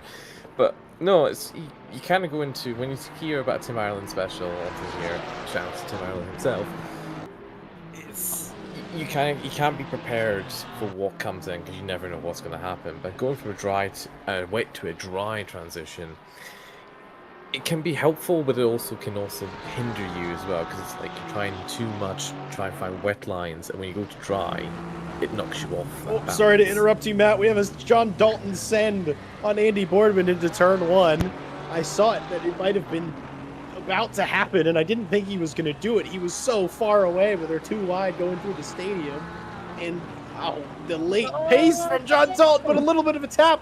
He holds the slide. Surely not. He holds the slide and holds the position. That was unbelievable car control. John Dalton getting past Boardman just about. He has the overlap. Oh my goodness. That was some very hard, very fair racing. You know, that was like GTR levels of holding a drift. Holding that in a rear engine car, Dan, as a Porsche fan, I mean, that was unbelievable. Oh God, was incredible. And I mean, I was still in the process of thinking, where the hell? Oh, I'm sorry. Where's John Dalton come from? I mean, he was, we count him out as P6, when Mr. Stupna was behind him. And now suddenly he's P4. What's happened to Andy Boardman? That's a bigger question probably as well. Because the gap to Nico Kumpu remains the same. It's about 6.8 seconds. It's like exactly the same as it was 20 minutes ago. And here we are, John Dalton, a man, we talked about it, with enough experience to, I don't know, probably replace both of us, and he's in P4. It's incredible as Andy Boardman is trying to fight for his life to claim that P5 at the end of the race, but incredible stuff from John Dalton, Jack. Yeah, I think the Greased Weasel racing driver, I wish it still was a bit more greasy. Now that the track has come to fully dry, it's been fully dry for a little while now. It seems to be struggling just a little bit. I'm noticing the rain light is still flashing on that Ferrari. I don't know if the rest of the cars still have their rain lights flashing. No, the Aston doesn't seem to. I think it's just the Ferrari, which is a bit interesting. You know what I think? What do you think? I think I think Andy Boardman has can look into the future as well. If he looks at the map, he sees it's going to rain about 10 minutes. Maybe Andy Boardman is like, we're probably going on wet tires soon. I might already, just in case I forget, enable my rain lights. Who knows? Who knows? It could be a bit of distraction. Hey, look at this flashing light. Racing drivers have tiny brains. We like shiny stuff. It's like, ooh, look at the flashing light. Oh, I've driven off the circuit. Oh, wait, what happened? What were we doing? I doubt that. Shiny lights, cars that go vroom vroom, those kind of stuff. Is it the reverse of flashing when you're behind someone? You use your rain light to flash backwards? Is it the ultimate long play? I think Andy Boardman just forgot to turn off his lights, I'll be honest. I think it's probably been on the entire time. But, yeah. I didn't even know. For the moment. Yeah, it is. I didn't even know you could enable and disable it. Apparently you can do in ACC, which, it's a nice, it would be a nice bridge, but I was secretly forgetting the man still in the box here, Matt Malcolm. Where were we going on about? I think we were talking about the wet to dry transition. I think we're about to be talking about the wet or the dry to wet transition. I believe Mr. Malcolm might have stepped away. I'm not sure if he's returned. He has yet to return. He has yet to return. We will catch up with him once he does. The rain should start coming down pretty soon.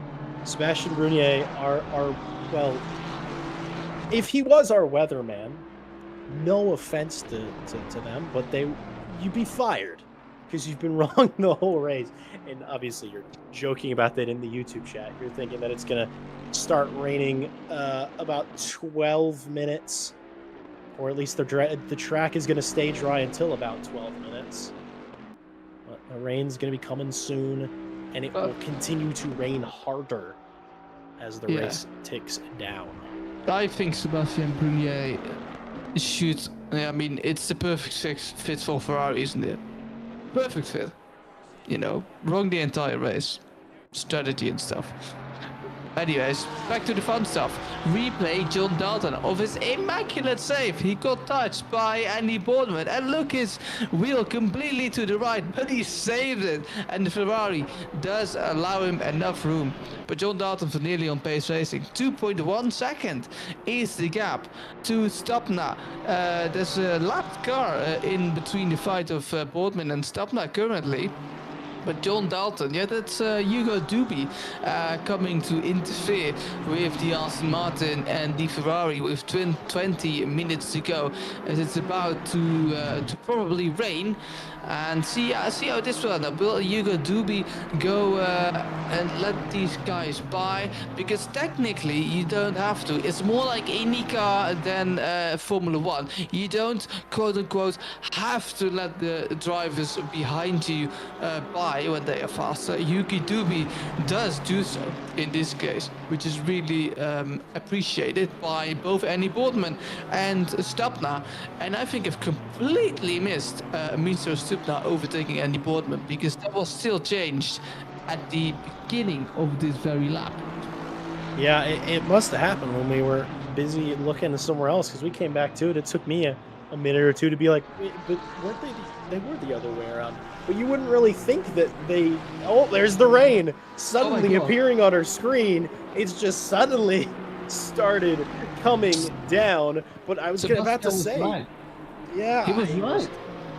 All right, you get your job back. Yeah, he just put in the chat, should rain around 90 minutes remaining in the race. 19:59 and icy raindrops. Chapeau.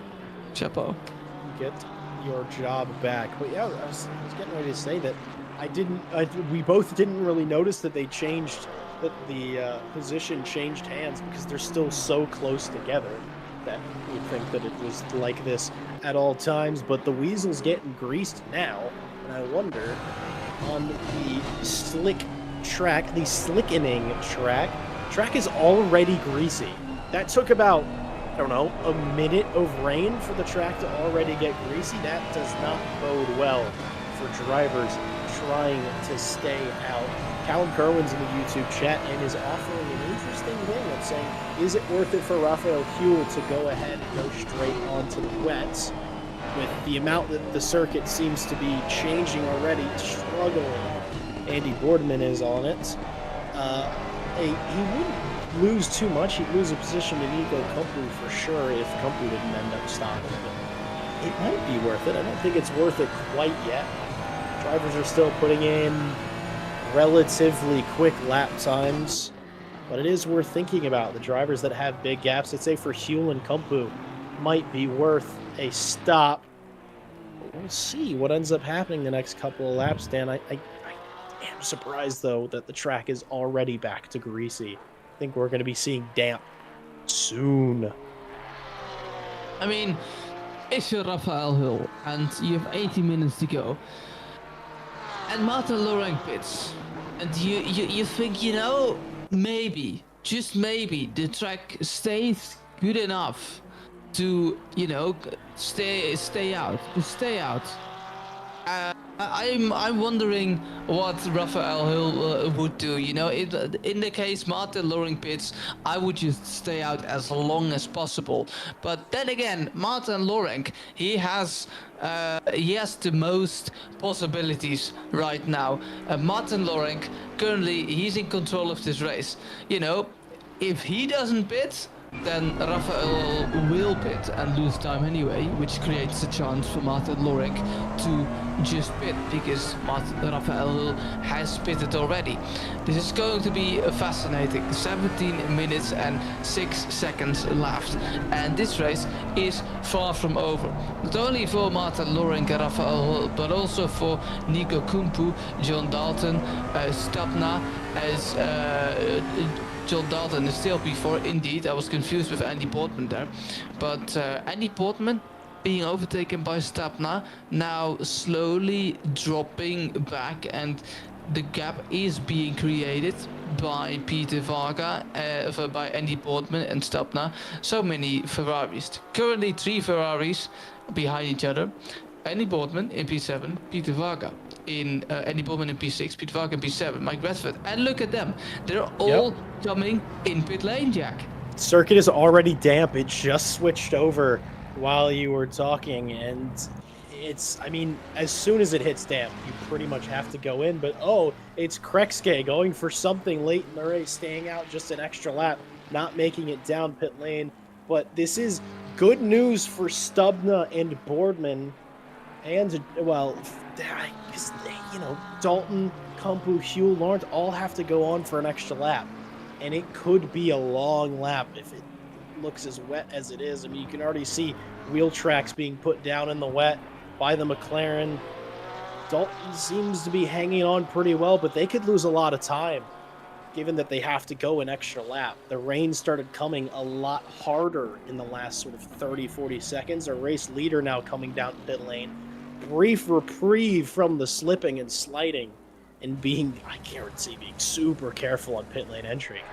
Tires. Yes! He's staying out! He is staying out. He's going for it. Any opportunity to change up this race.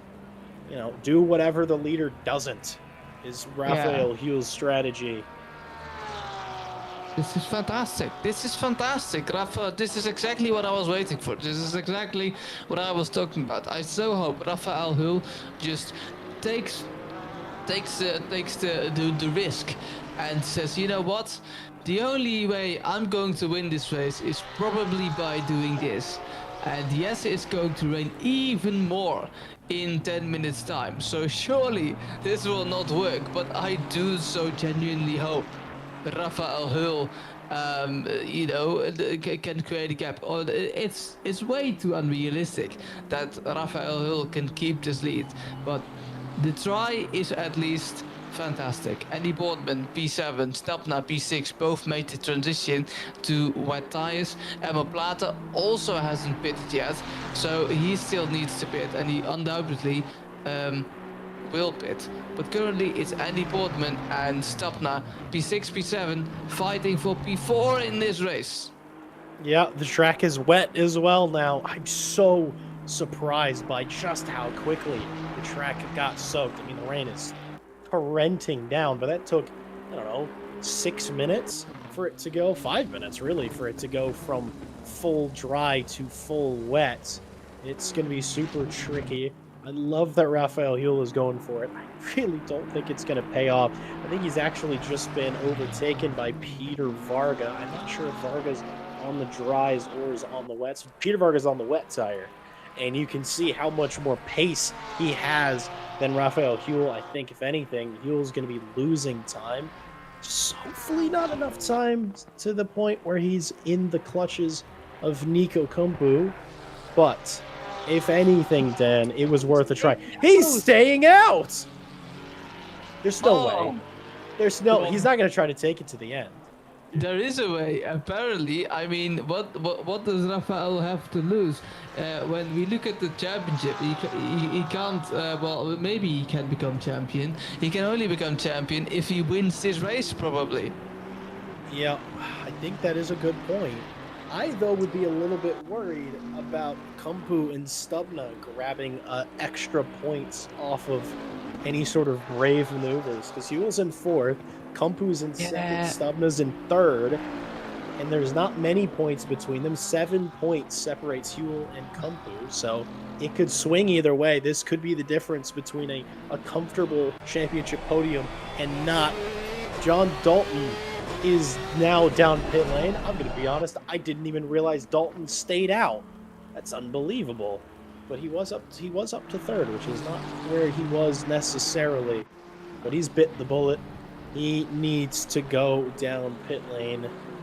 These two are still going at it. I don't think Miso Stubna has had a lonely race this season. Pretty much the entire time, he's had someone just ahead of him or someone just behind him. And this race is no different. And if he wants that fourth, if he wants to be the consistency king, he's got to work a little bit harder because Nico Kumpu is ahead. I mean, I'm sorry to interrupt, but let's face it, Raphael Huel, look at the track map. The 921 is currently coming. He's coming onto the back straight. The 171, so Martin Lorenk, is like almost half a lap back. To the Nico Kumpu and Stopna, you could say they're almost lapped. Currently, the distance between Martin Lorenk and Raphael Huel is the same for P1, but the distance to Raphael Huel and P5 is the same for getting lapped. So even if Raphael would get overtaken by Martin Lorenk, there's no way he loses P2 by staying out. But the last lap time is 2 minutes and 10 seconds. That's like, what is it? 10 seconds slower? I'm not sure. We'll see when Lawrence comes around. I've seen some lap times in 203, 204s. We'll see what it looks like for Lawrence. Sebastian Brunier is saying that he has a little bit less than a 7-second buffer per lap till the end of this race. Fuel crosses the line, or Lawrence crosses the line. Ooh, it's 8 seconds. Can he do it? Someone calculate. No, surely he cannot. Maybe if Martin Loring has a bad lap, but Rafael has a good lap. But if it's 7 seconds, if it's 7 seconds, and it's going to rain even more, surely he's not going to be able to keep Martin Loring behind. We have 9 minutes and 50 seconds left. We have 2 minutes. 2 minutes. We have like 5 laps to go. Surely not. I mean, it could be a little bit close. Matt Malcolm, if you were Raphael Huell right now, I mean, where's your head at? You are on slick tires on a just wet track, pulling the most absurd strategy of all time. Where's your head at? Now, I'm sure I've seen this before with Huell as well. I can't remember where this. I can remember where it was. I can't remember the series. I'm sure it was in a Night Owl series. Raphael Huell was about 50 seconds ahead, 20 minutes in the rain at Donington Park, and he did manage to hold the win on that. I can't remember if it was Huell, but I remember that thing in its entirety because it started to rain. It then dried out. It went to optimum grip. And rained again at the very end point of the race, like what we're seeing already here. So, I mean, you're seeing right now it was a 37-second gap between Huell and Lawrence. This is a gamble from Huell. He has to play it safe, but I think he might have it because he's just done a 209 just now. We'll get a chance to see what Martin Lawrence will do once he comes around on the final corner and to take his next lap. So it's very much in the cards for Huell to take the win here if he can keep it on track. I'm so invested. I'm so amazed. I don't know how he's keeping it on the track. That's the thing that I'm just like, I counted out this being doable because how could you pull this off? But as it turns out, Raphael Huell is the perfect man to do it. Martin Lawrence, that last lap, he did a 2:02. So it's 7 seconds. And if he gets caught up in a little bit of traffic, there's Timo Roskam, a little bit of contact. It's a little bit of traffic that could be the difference maker. If that cost him half a second, maybe a second. Callum Kerrigan is in YouTube chat saying that he's producing the graphic for the race winners, and he's put Raphael Huell in P1. He's confident. Wow. Yeah, I'm confident as well with it. It's like because look, Lawrence has to pass 2 more cars in order to get to where Huell is. So he's still going to manage through traffic, and then they can still slow him down too. So even if Huell does a 209, 210 for the next 3 laps, Martin Lawrence really needs to pull something out the bag with the traffic in order to get this win. If I wasn't standing up, I would be on the very edge of my seat. But as I'm standing up, on the edge of my seat over this. I'm pacing back and forth. I'm like, this is unbelievable from both of these drivers. I mean, 30 minutes ago, race over. Martin Lawrence has absolutely got this. But the rain came at the right time, and it's the perfect man for the job. Raphael Huell is doing the unthinkable. And the best part is, he has nothing to lose. He ultimately can't get worse than second place. So this could just be the most incredible thing ever. And he doesn't have to deal with traffic. You can see they're just about a straight apart now. 6 minutes remaining. There's Huell going through turn 1. That last lap for Huell was a 2:11. Last 2:02. 2.6. It was Martin 2:02. Lorek is coming. We have 6 minutes to go. 6 minutes times the 2 minutes. Whatever the math, but in my head it's about 3 laps. The gap is 15 seconds. If he gains 7 seconds a lap on average, then he will precisely overtake Rafael Hull on the finish, on the start-finish line for the very last lap. This race is taking 1 lap too long for Rafael Hull, Jack. I think either round 1 or round 2 of this race, I was interviewing Rafael Huell, and I have yet to see him win a Monday race as a commentator. And I have been willing him on the entire season. I want it so bad.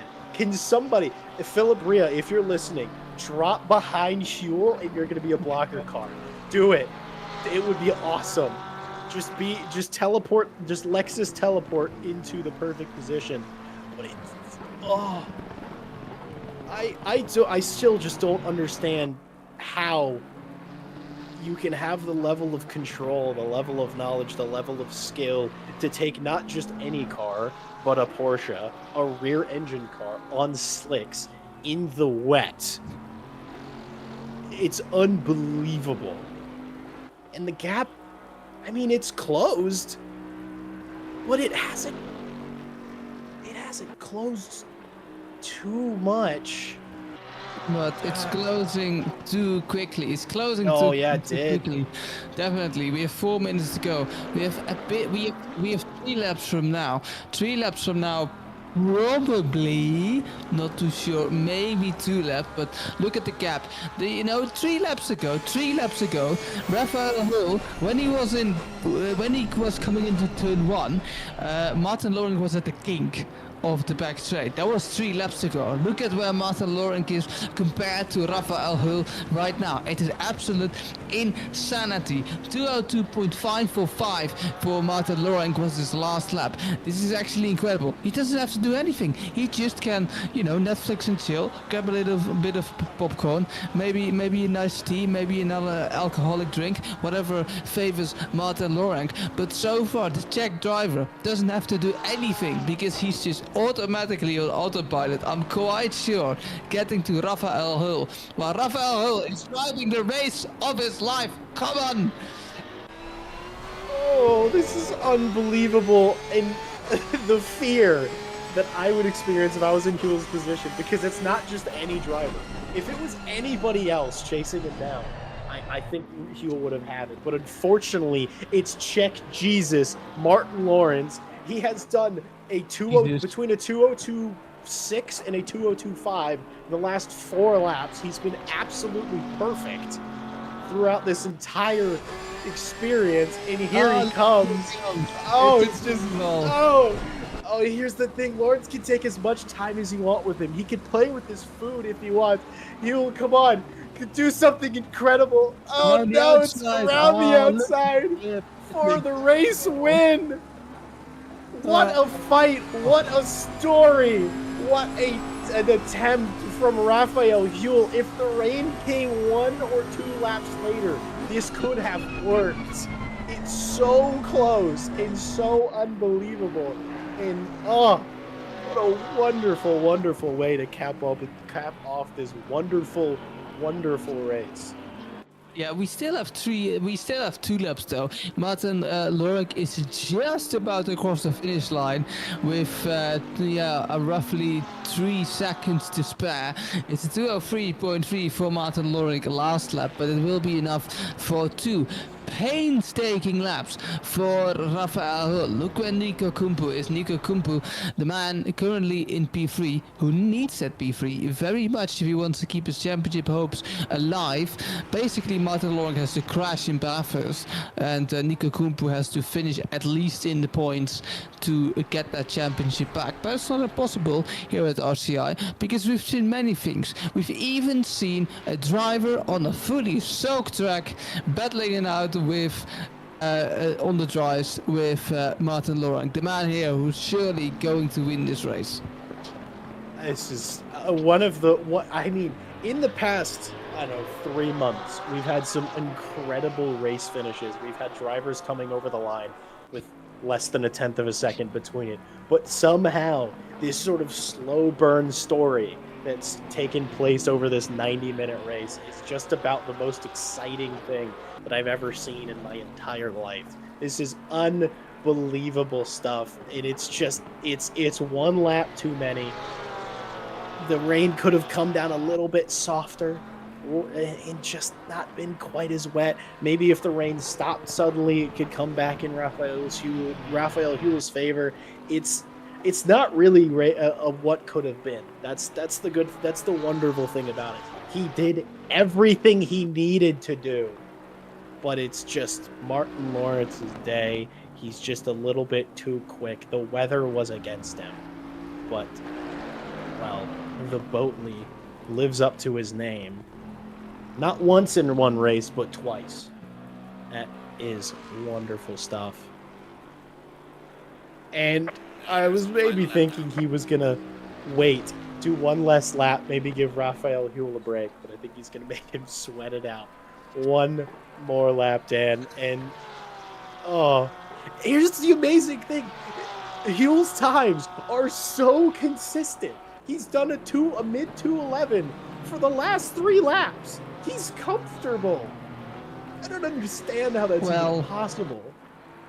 I'm not sure if you're really comfortable with driving on a wet track with dry tires, but comfortable in his own right. He's not going to lose P2, so he's probably just chilling. I mean, where is Nico Kumpu? Nico Kumpu is currently coming through the chicane. This is Andy Boardman, the Ferrari, who's had a pretty decent race, pretty decent qualifying, probably a pretty decent end result. By the way, and I think I missed it.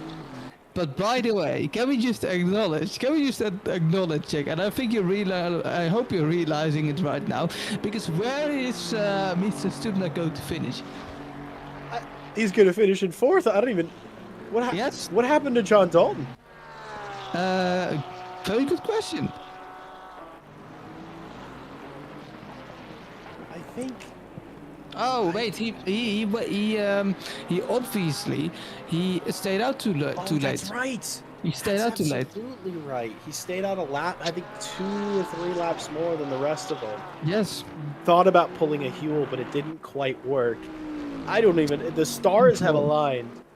Miso Stupna's going to finish in 4th. Martin Lawrence, though, the Iceman, perfectly calm through all the trials and tribulations, ever-changing racing conditions here at the Nürburgring GP circuit.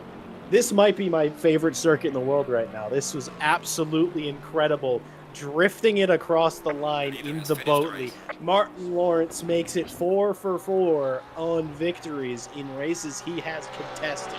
But Raphael Hewell, a driver of the day, driver of the week, could be driver of the year for all I care. That was some unbelievable stuff. What a wonderful attempt. What a treat to get to witness that. Second is as good as it's gonna be, but it could have been just a little bit more.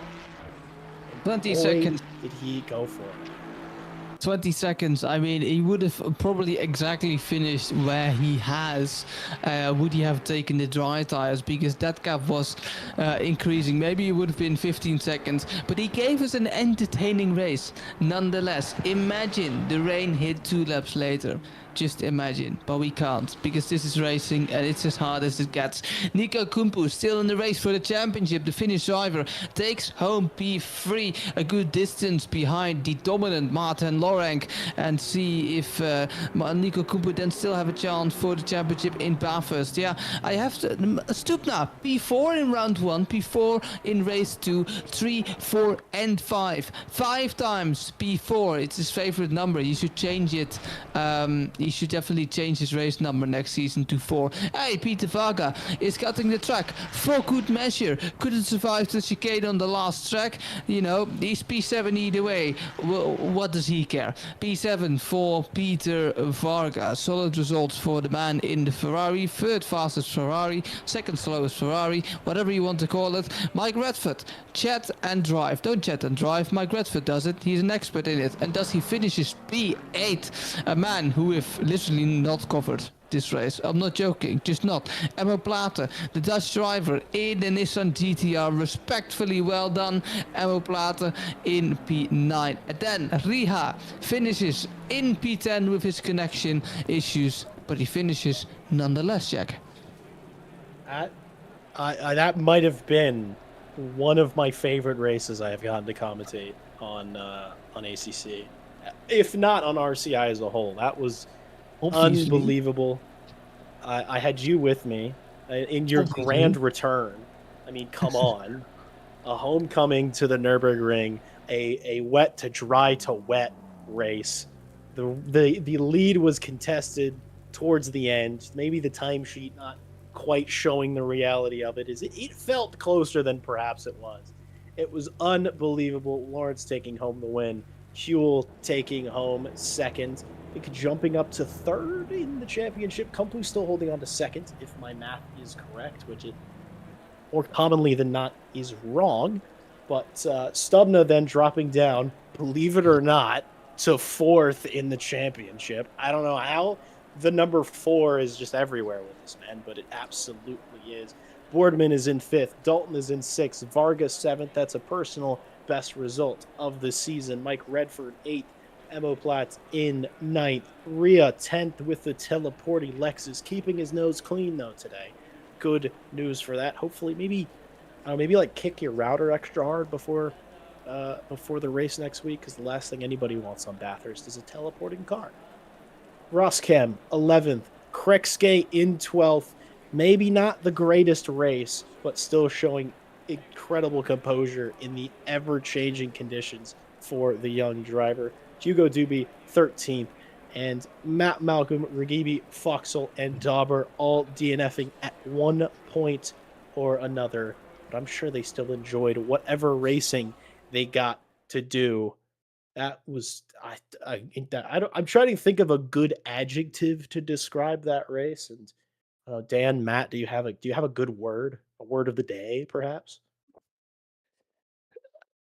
A word of the day. A word of the day. I'm gonna call it ecstatic. Ooh, it's a good word. All right, Matt, you got to follow that up. A Scottish word, maybe. It's not really a Scottish word for it, to be honest. It's quite a few, but there's not one I would put to it. It's a very hard to put it other than what Don said, really. Right, see, I'm perfect. I'm perfect. Yeah. It was ecstatic, is the way I would definitely put it. Well, Sebastian Brunier says moist. That is accurate. Yeah. Yes. That is an accurate word. Moist. Ladies and gentlemen, if I'm not mistaken, we have the man, the myth, the legend.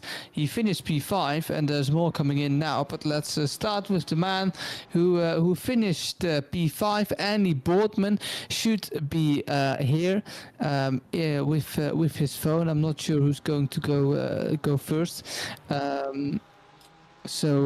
Yeah, I'm just gonna introduce Boardman. If he's there, Andy Boardman. How did that race go for you? Yeah, not bad. Better than I expected, to be honest. Because in practice I was pretty slow, and I just wasn't feeling it at all. Also, my head wasn't really in it tonight. So, yeah. So it was a good result, really. I think Nico kept me focused on the first stint, following behind me. So I think that kept me focused going round. But yeah, it was a better result than I thought, to be honest. When when qualifying ended, you see the starting grid. You'll see at some point it's going to dry up, and then when it has dried up, you'll see it's going to rain. What are your thoughts? I was glad it was starting to rain again, because I was really slow in the dry. I was not very quick at all in the dry. So when I saw the rain, I wasn't sure if it was going to kick in early enough in the race, for it to become wet on that second time it started raining. But yeah, it obviously did. So yeah, there was no way he was finishing the race on slicks. So yeah, everyone had to pit, and yeah, that I was happy with that, and I wasn't sure if I'd put enough fuel in. So I think I put a bit more fuel in. I think I'd have been very, very close if we hadn't have pitted that second time for tyres. A P5 nonetheless for you. A decent result, I suppose. How do you feel coming into Bathurst? Oh, yeah, P5's good. Bathurst, it normally never goes well there for me, so it's a bit of a boggy track. I'm sure I'll end up bouncing off a wall or something at some point. It's an hour and a half race as well, isn't it? So maximum concentration for that. Yeah, yeah, it should be interesting anyway. But I'll see anyway. I'll see on the day how I feel. Well, I'm glad anyway we'll see you back, even if that's at the end in the wall or with a very good result. We'll see. Jack, do you have any questions? Oh, I do not, other than just to congratulate everybody on making it to the end. We really didn't lose anybody due to the weather, and that is a testament to all of your guys' level of skill. And also, thank you for giving such a fantastic performance. That was such a good race. And Andy, congrats on finishing 5th. Yeah, thank you. Appreciate that. Mr. Right.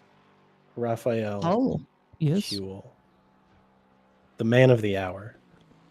First question, were you aware that every single human being was willing you on to win that race? I wasn't, but It was happening. I was watching the Delta, and it went down way too quick. Yeah, it was the entire YouTube chat, Dan and I in the box, Matt as well. We were all willing for it, but the math it didn't quite work out. But I mean, what a way to go. What a way to give it a shot. Nothing to lose, everything to gain. Superb car control. I mean, how did the race feel as a whole? Did it feel? I imagine it felt quite long for you that last 20 minutes, especially. Those definitely felt long. I was counting down every single lap. But yeah, in general, I think not as exciting, except for those 20 minutes at the end. Because me and Martin we drove away, got a good gap, and yeah, between us as well. So again, mega pace. There's just no way to keep up with Jesus. So No way, indeed. Though you tried. It was it's sort of a similar thing of just you guys running away, and as the stint goes longer, sort of he just starts to open up the gap. That man has earned his stripes as the Jesus of RCI, the Czech Jesus of RCI. But I mean, I know you said last week that you more look forward to the Nürburgring than Bathurst, but I mean, now that this race is behind you, how are you feeling about the race next week? well, I think it's really just waiting for someone to spread some carbon on the track. I really hope it's not going to be me, but knowing my track record, it is going to be me. So I'm going in without many expectations, but would be nice to get a nice finish there. Well, second place is certainly within reach. First place in the championship is within reach, though. I think something drastic would have to happen on the mountain. I'm not gonna wish that on anybody, but it would be exciting.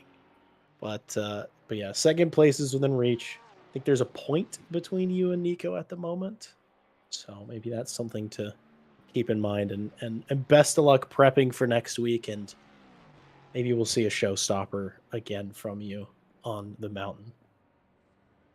Yeah, if anywhere, it's going to be on the mountain, somewhere in the wall.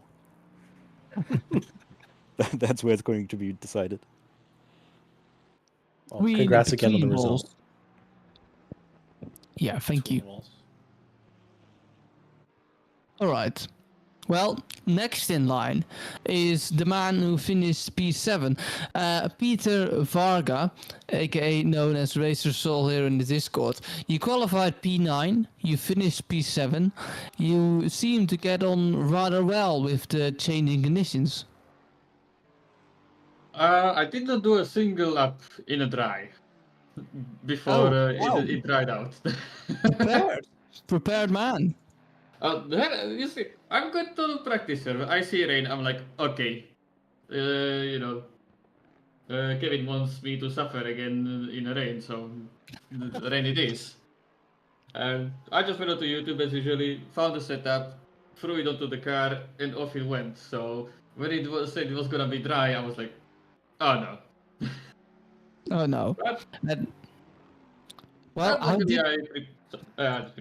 luckily prepared some dry tires pressures quickly, so I was ready with that, and it went rather well.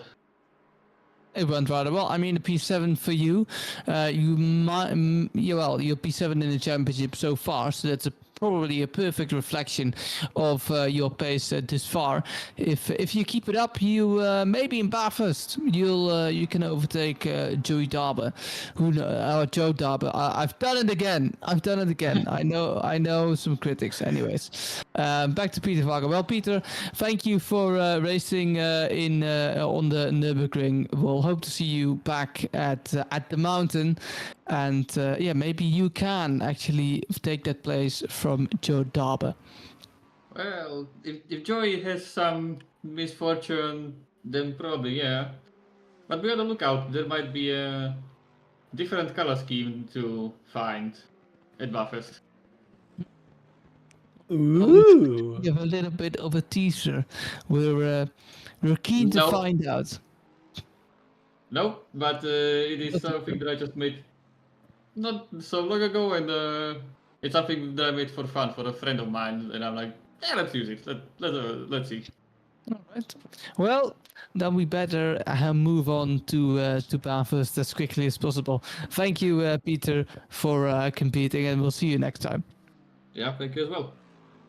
But before we go, we couldn't go anywhere without speaking to the captain of the boat league. Not even the one who drives it, because that thing's a ship. That requires a captain, and what a captain that helms that car around. That's 4 for 4 to Martin Lawrence on races you've contested. First question. Were you worried at all when you saw Raphael Huel staying out, or were you like, no, I got this? Hello. First of all, yeah. Well, and heads off for Raphael for keeping it on the track. I saw the gap, did the math. If everything went fine, I was really confident that it will work out, because I just did too many races, I guess, and I know that there is not that many cars on track, and the rain is kind of like fast forwarding into medium plus. So I was like kind of confident that I can lap like around 7 to 9 seconds faster per lap. So yeah, did the math a bit. Obviously, you never know, because I can spin. Dealing with back markers, it was fine today, very fine. But you never know what can happen. So yeah, or like risking the drive-through or stop and go with the braking with the slicks into the pit. Anything can happen, right? Yeah, we saw you. I saw you going into pit lane, and it was just as I was talking about how careful people need to be to not slide over the line too fast. And you went in very gingerly, and I was like, that was an effort to do that. That was not. You thought through that. You're like, I am not going to ruin my race here. It will be out on. It'll be out on the tarmac if it gets ruined at all. But of course, I definitely didn't do that. No, no. Never. No past experience, no trauma, nothing. No. Never anything but like yeah, that. I was extremely confident in the car, because the setup was just a joy to drive. It was just, and I said it to my friends on the Discord, that only thing that I can't win it, that I will just bin it with my own mistake, because the car was just, the setup was wet and it was made from a very fast setup on the dry. So I was really confident I can run on both conditions really, really nicely. Yeah, you seem to just have the pace yet again. And are you as confident going into Bathurst as you feel else? As you felt elsewhere this season? Well, yeah, well, I'm looking forward to Panorama. Actually, I'm doing a Panorama, but in a different car this weekend. And also, I think I will snatch in with the iRacing Panorama 12 hours. So, busy weekend ahead. But yeah, I love the Panorama. But as I said, like on the previous interview, one time out of 500 laps, sometimes it just bogs down. The random Kunos code attacks me, and the car is in the wall, unrepairable, I would say. So yeah, well, hopefully it won't happen this time. But yeah, well, you never know. We do never know. Racing, nobody knows what's going to happen, especially not up on that mountain. Exactly, Well, because when I Martin, see Rafael, he's really not slower. It's like tiny margins. It's like a tenth or two per lap. That's nothing in my eyes. It's just one spin, one mistake, and it's everything is undone. So yeah, it's close. He's very fast. I have to admit, because I know I'm a kind of try hard on the Nürburgring, and the setup is with this car is really on point. Back in the days on the LFM, I was really fast in terms of like against the esporters, and I didn't really had a like pace, like more pace in me. That was like on 110% from me. It was just like really pushing all the time. not only is he really fast, he's really humble too. Well, Martin, thank you for driving with us again this week, and congratulations on another win. I thoroughly look forward to seeing all of you guys on the mountain next week. My pleasure. I'm always happy to race here with you guys. Mr. Aw. Dan, Yes. any Mr. final Jack. words of wisdom? Any final thoughts? Well, I want to congratulate Martin. Good to speak to you again after a while. Good to see you win, as usual. Yeah, good luck for Bathurst, and we'll be watching you from the commentators box. Definitely, I will try to put the show on. Thank you. It sounded slightly menacing. We'll be watching you. Yes, we will. But we will. Commentators cars, I see. Ooh, I would never. I've never historically done that ever. no, never. No. No. All Okay. right. See you around. Well, Jack. Thank you. Well, Dan, What do you make of it? that was I really think, that was great. That was really good. I think that was really good. I think, ladies and gentlemen, if these are any signs for the final race at Bathurst, then I think we can be thoroughly hyped. Oh, I think so. Absolutely. And if anybody wants to show up for Bathurst, signups are still open. There's still some spots. Make things interesting. Even if you're not fast, just I don't know, crash a couple times. Make things more interesting. Maybe don't crash on purpose, but like, I don't know. Maybe show up for a little bit of a Bathurst 90-minute race if you're up for it. And that's not the only race we have going on here at RCI. We also have our recently announced multi-sprint series season 5, which is our Friday LMU champ that has become a mainstay here, and it always delivers super, super well. 2 splits are open for that one yet again. We have enough interest that it's worth doing that. There's still some signups here and there. I believe Split 2 is full at the moment, but there's still, if you think you're fast enough or you're just desperate to get out there and you don't care what split you end up in, there's some slots available in Split 1. So that will begin not this week, but next week. The 27th of February will be round 1, and look forward to seeing some good old multi-class action come back to us. And I'm sure there will be something to replace our Monday champ soon. I know for a fact that this is not the finale of ACC. I say I know for a fact. I don't know for a fact, but I'm very, very confident that this is not going to be the final time that ACC is broadcast and it's happening here on RCI. So that is to look forward to. And final thank you to our partners yet again who help us do the things we do here at RCI. Ready, Set, Sim, Moser Racing, Coach Dave Delta, Greenman Gaming, Pimax, and of course, Motorsport UK. Thank you to all of you for watching. Thank you to all of our drivers for continuing to give just such good racing. It was such a good race today, and I'm going to be carrying this high for the rest of the week, and it'll make my week better. But one final opportunity, Dan. Anything you want to say to the folks at home? The folks at home, well, I appreciate everyone being here. I very much appreciate me making my homecoming on RCI. It feels really good to be back. Thank you for being such an amazing co-commentator, Ash. Fantastic broadcaster, Ash, as always. I can't wait to commentate next week as well for the final round. So from me, Dan Hudson, thank you for watching, and I'll see you next week. You ready? 3, 2, 1, go. Get behind the wheel, let's go. Grip the road, feel the flow. Thunder roaring, steel alive. Live this dream and drive. Tires burning with gasoline. Push the limits, chasing green. One shot, don't slow. Go on, we'll take control. Engines scream alive tonight.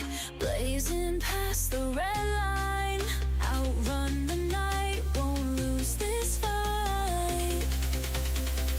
Follow the road, red line for show. We're chasing taillights, don't let go. Under the stars, we'll go so far. This is who we are. Chasing taillights. Chasing taillights. Chasing taillights. We're chasing taillights. The miles they fade, but they don't die. Faster now, the hours fly by. Sweat and gears, hearts in sync. On the edge, on the brink. Clock ticks down, stakes are high. One mistake, we kiss us goodbye. Don't slow down, we're not done. Finish line for the strong ones. Engines scream alive tonight. Blazing past the red line. Outrun the night, won't lose this fight.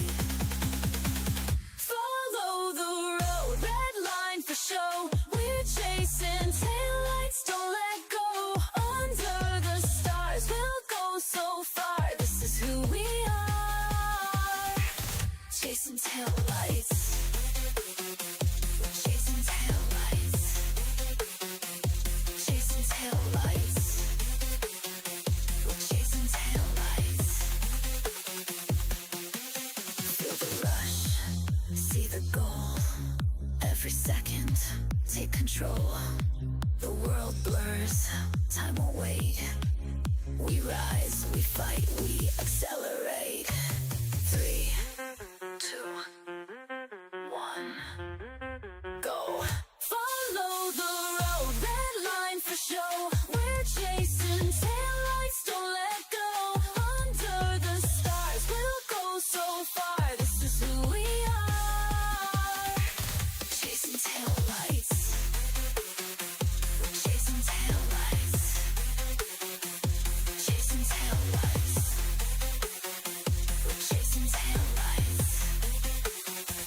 Chasing taillights. Chasing taillights. Chasing taillights. We're chasing taillights. We're always chasing taillights.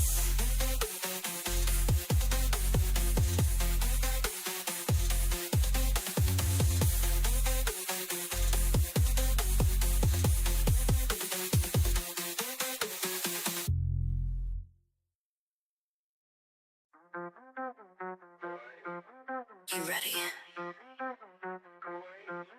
3, 2, 1, go. Get behind the wheel, let's go. Grip the road, feel the flow. Thunder roaring, steel alive. Live this dream and drive. Tires burning with gasoline. Push the limits, chasing green. One shot, don't slow. Go on, we'll take control. Engines scream alive tonight. Blazing past the red line. Outrun the